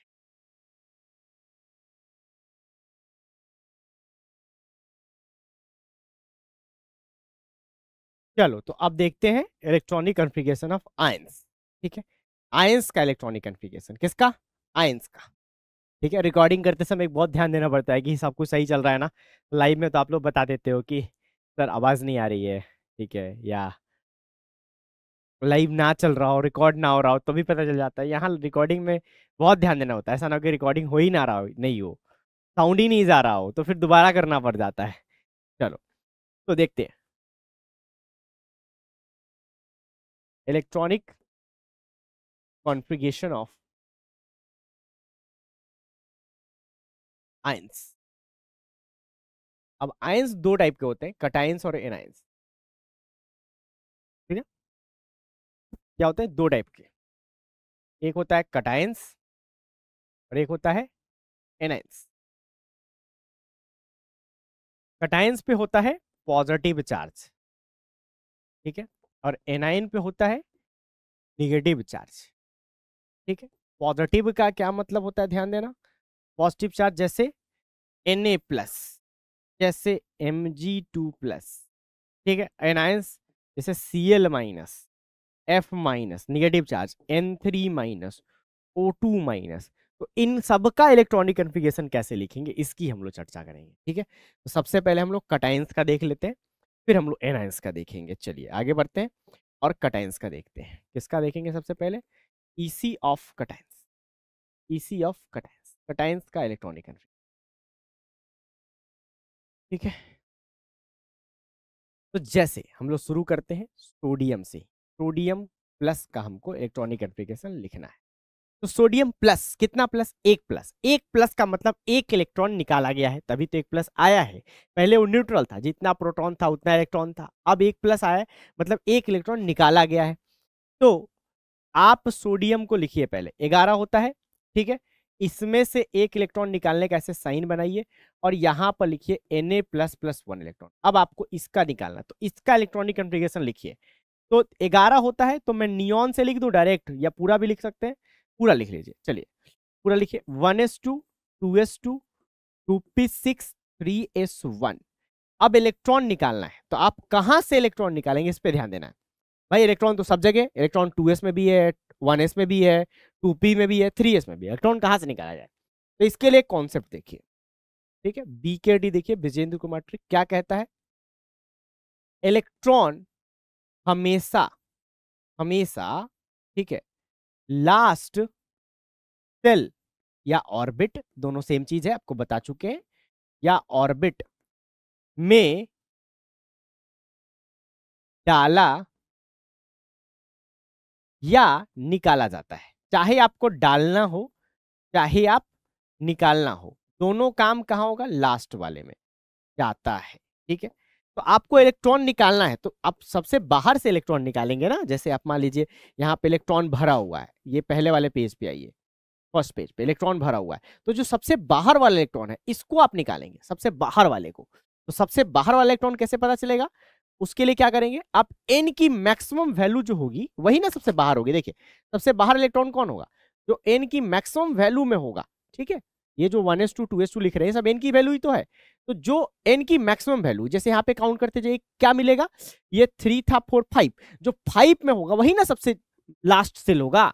तो लास्ट वाले इलेक्ट्रॉन को आपको निकालना है, ठीक है। पहले लास्ट वाले को, फिर उसके अंदर वाले को, जितनी जरूरत हो। अब डालना भी है तो लास्ट सेल में ही डालना है। तो निकालने डालने का काम हमेशा कहाँ होता है, लास्ट वाले सेल में होता है, लास्ट वाले ऑर्बिट में होता है।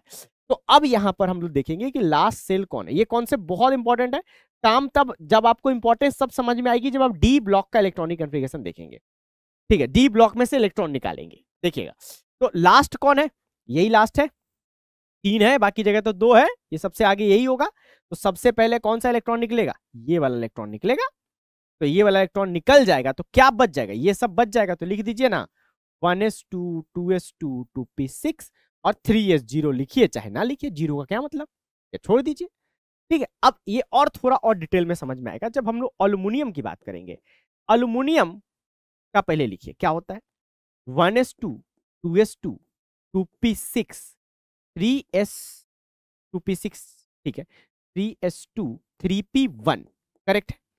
गिन लीजिए, 2 2 4 10 2 12 1 13, 13 हो गया।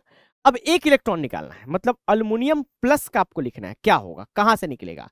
तो हम कहां जाएंगे, एन की मैक्सिमम वैल्यू पे। एन की मैक्सिमम वैल्यू क्या है, 3, ये रहा। इन दोनों में से, इन दोनों में से भी पहले इलेक्ट्रॉन पी से निकालेंगे, हम बाहर से इधर से निकालेंगे ना, पहले पी से निकालेंगे, ठीक है। डी रहता तो पहले डी से निकाल, ठीक है। तो पहले पी से इलेक्ट्रॉन निकालेंगे, तो पी वाला इलेक्ट्रॉन गायब हो जाएगा, ठीक है। इसको गोला भी मैं लगा देता हूं। तो क्या हो जाएगा, 1s2 2s2 2p6 3s2 3p0। अब आइए, अब हम लोग को मान लीजिए अल्युमिनियम 2+ का निकालना है, मतलब 2 इलेक्ट्रॉन निकालना है, इसमें से एक और निकालना है, ठीक है, या इसमें से 2 निकालना है, दोनों बात बराबर है। या तो इसमें से 2 निकाल लीजिए या इसमें से 1 निकाल लीजिए। तो इसी में से 2 निकालने का सोचते हैं, चलिए 2 निकालना है। तो एक तो ये निकल जाएगा 3p1 से, लेकिन p में तो एक ही है।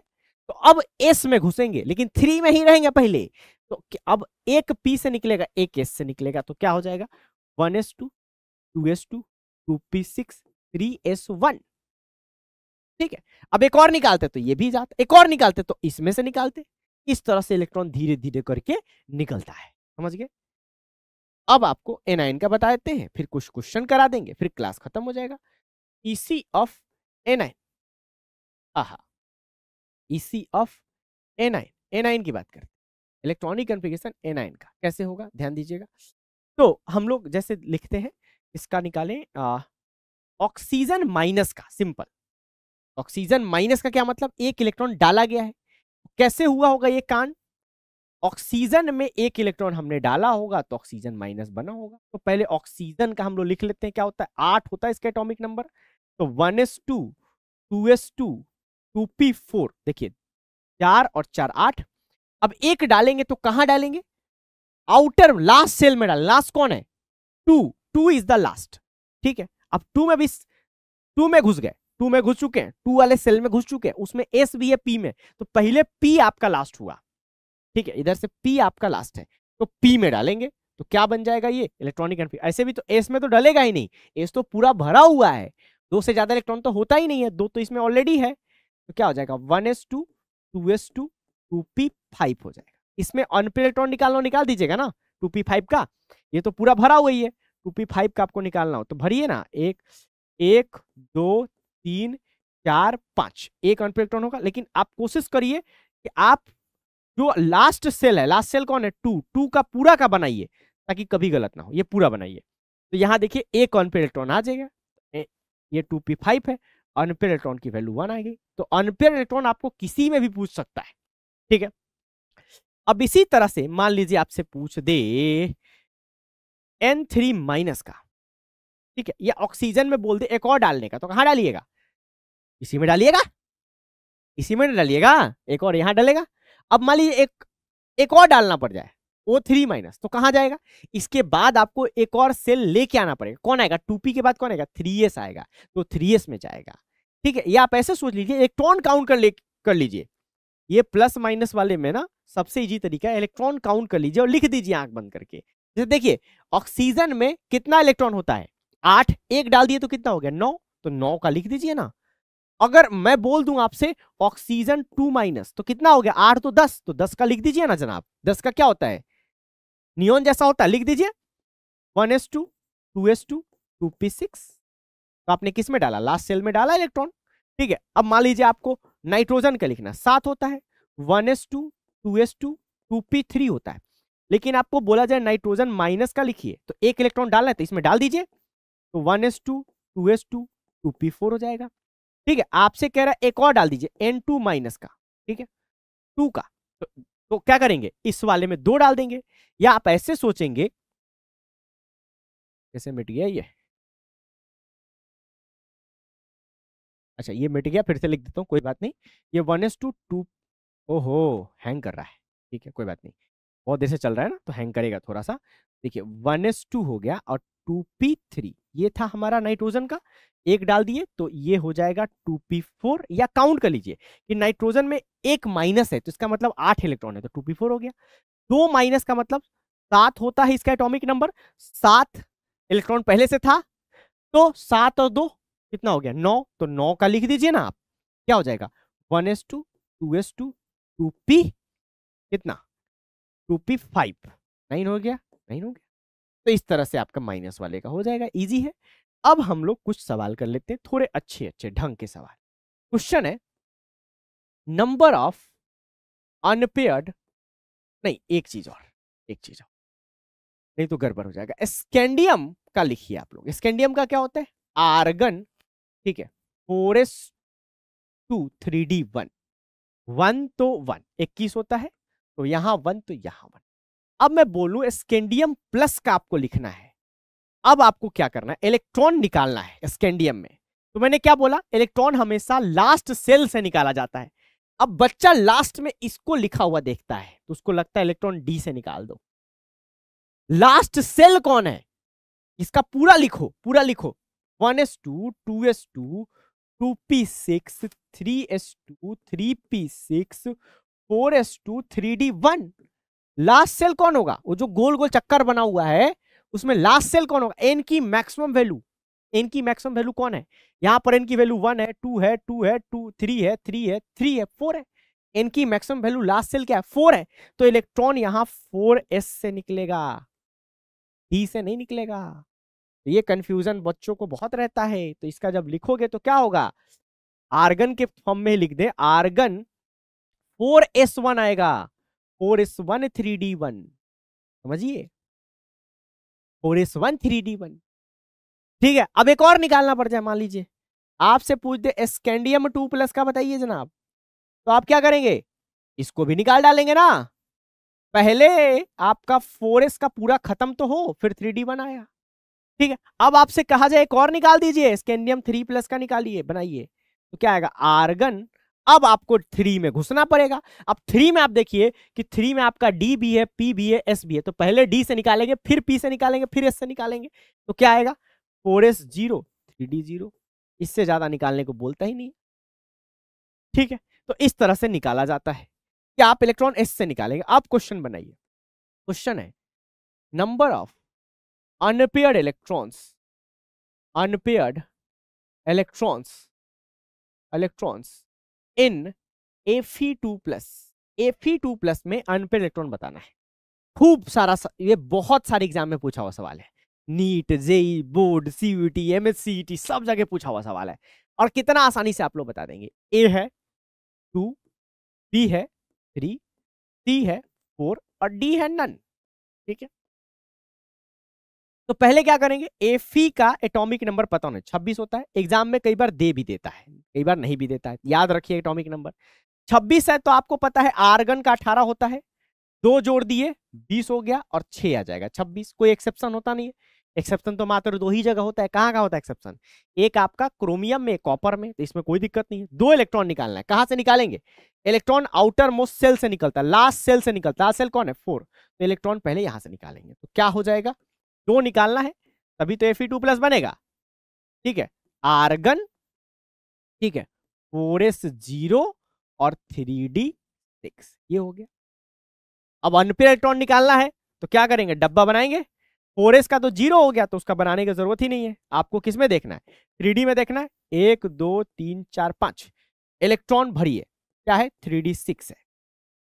अप में भरेगा पहले 1 2 3 4 5, ठीक है, और एक ये डाउन। अब कितना सिंगल आपको दिख रहे हैं, कितने सिंगल लौंडे दिख रहे हैं, 1 2 3 4, 4 सिंगल दिख रहा है, तो 4 अनपेयर्ड इलेक्ट्रॉन हो जाएगा। कितना हो जाएगा, 4 अनपेयर्ड इलेक्ट्रॉन हो जाएगा। अनपेयर्ड इलेक्ट्रॉन 0 कहां दिखा था, जिंक में, जेडन पे, उसका बहुत सिग्निफिकेंस है, बहुत इंपॉर्टेंट चीज है।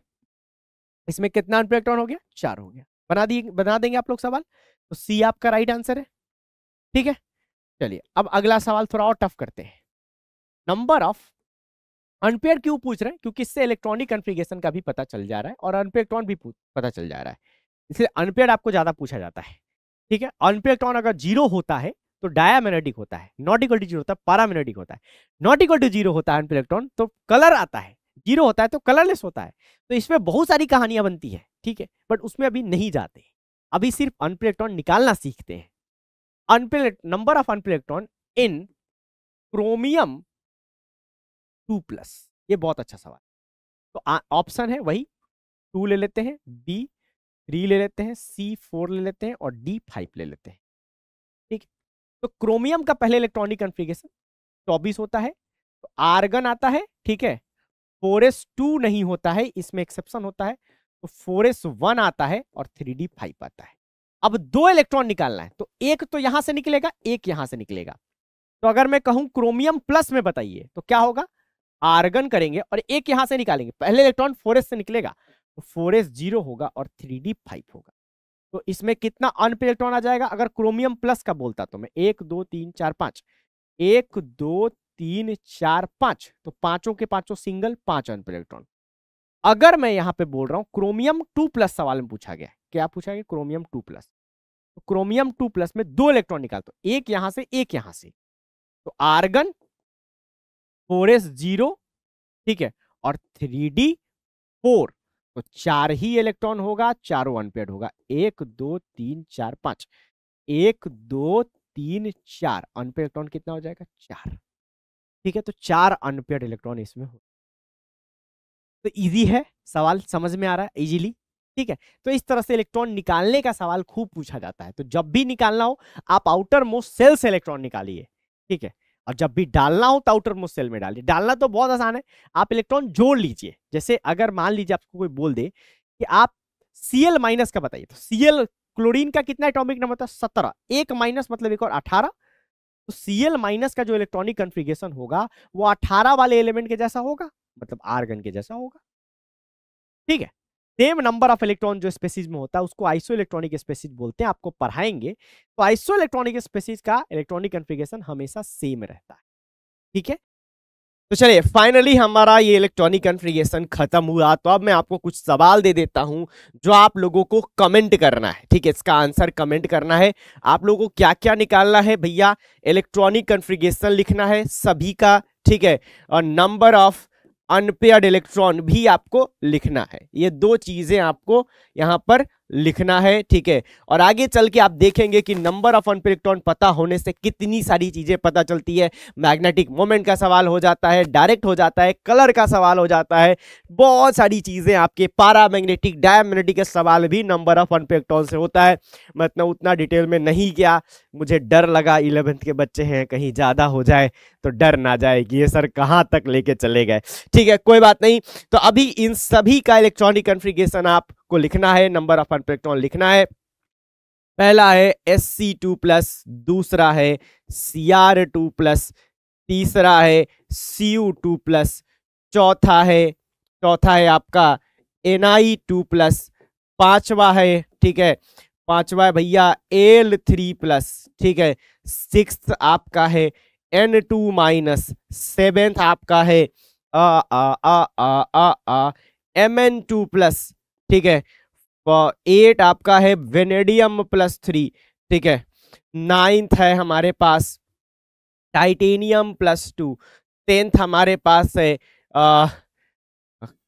पोटेशियम+, ठीक है, 11th हमारे पास है कैल्शियम2+, 12th हमारे पास है, ठीक है, फॉस्फोरस हटा दीजिए, सल्फर-2, 13 हमारे पास है, 15 देंगे टोटल, Zn2+, ठीक है, 14 हमारे पास है Zn2+ हो गया, क्रोमियम+, 15 हमारे पास है आयरन-2+, 16 है आयरन-3+, 17 है, ठीक है, आयरन-2+, 3+ इंपॉर्टेंट है इसलिए दे रहा हूं, कोबाल्ट-3+, 18 है, 18 मैग्नीज+2, मैग्नीज+2 हो चुका है, मैग्नीज+4, 19 हमारे पास है, 19 Cr3+, इंपॉर्टेंट है, 20 हमारे पास है, 20 हमारे पास है, okay okay okay okay okay okay okay okay okay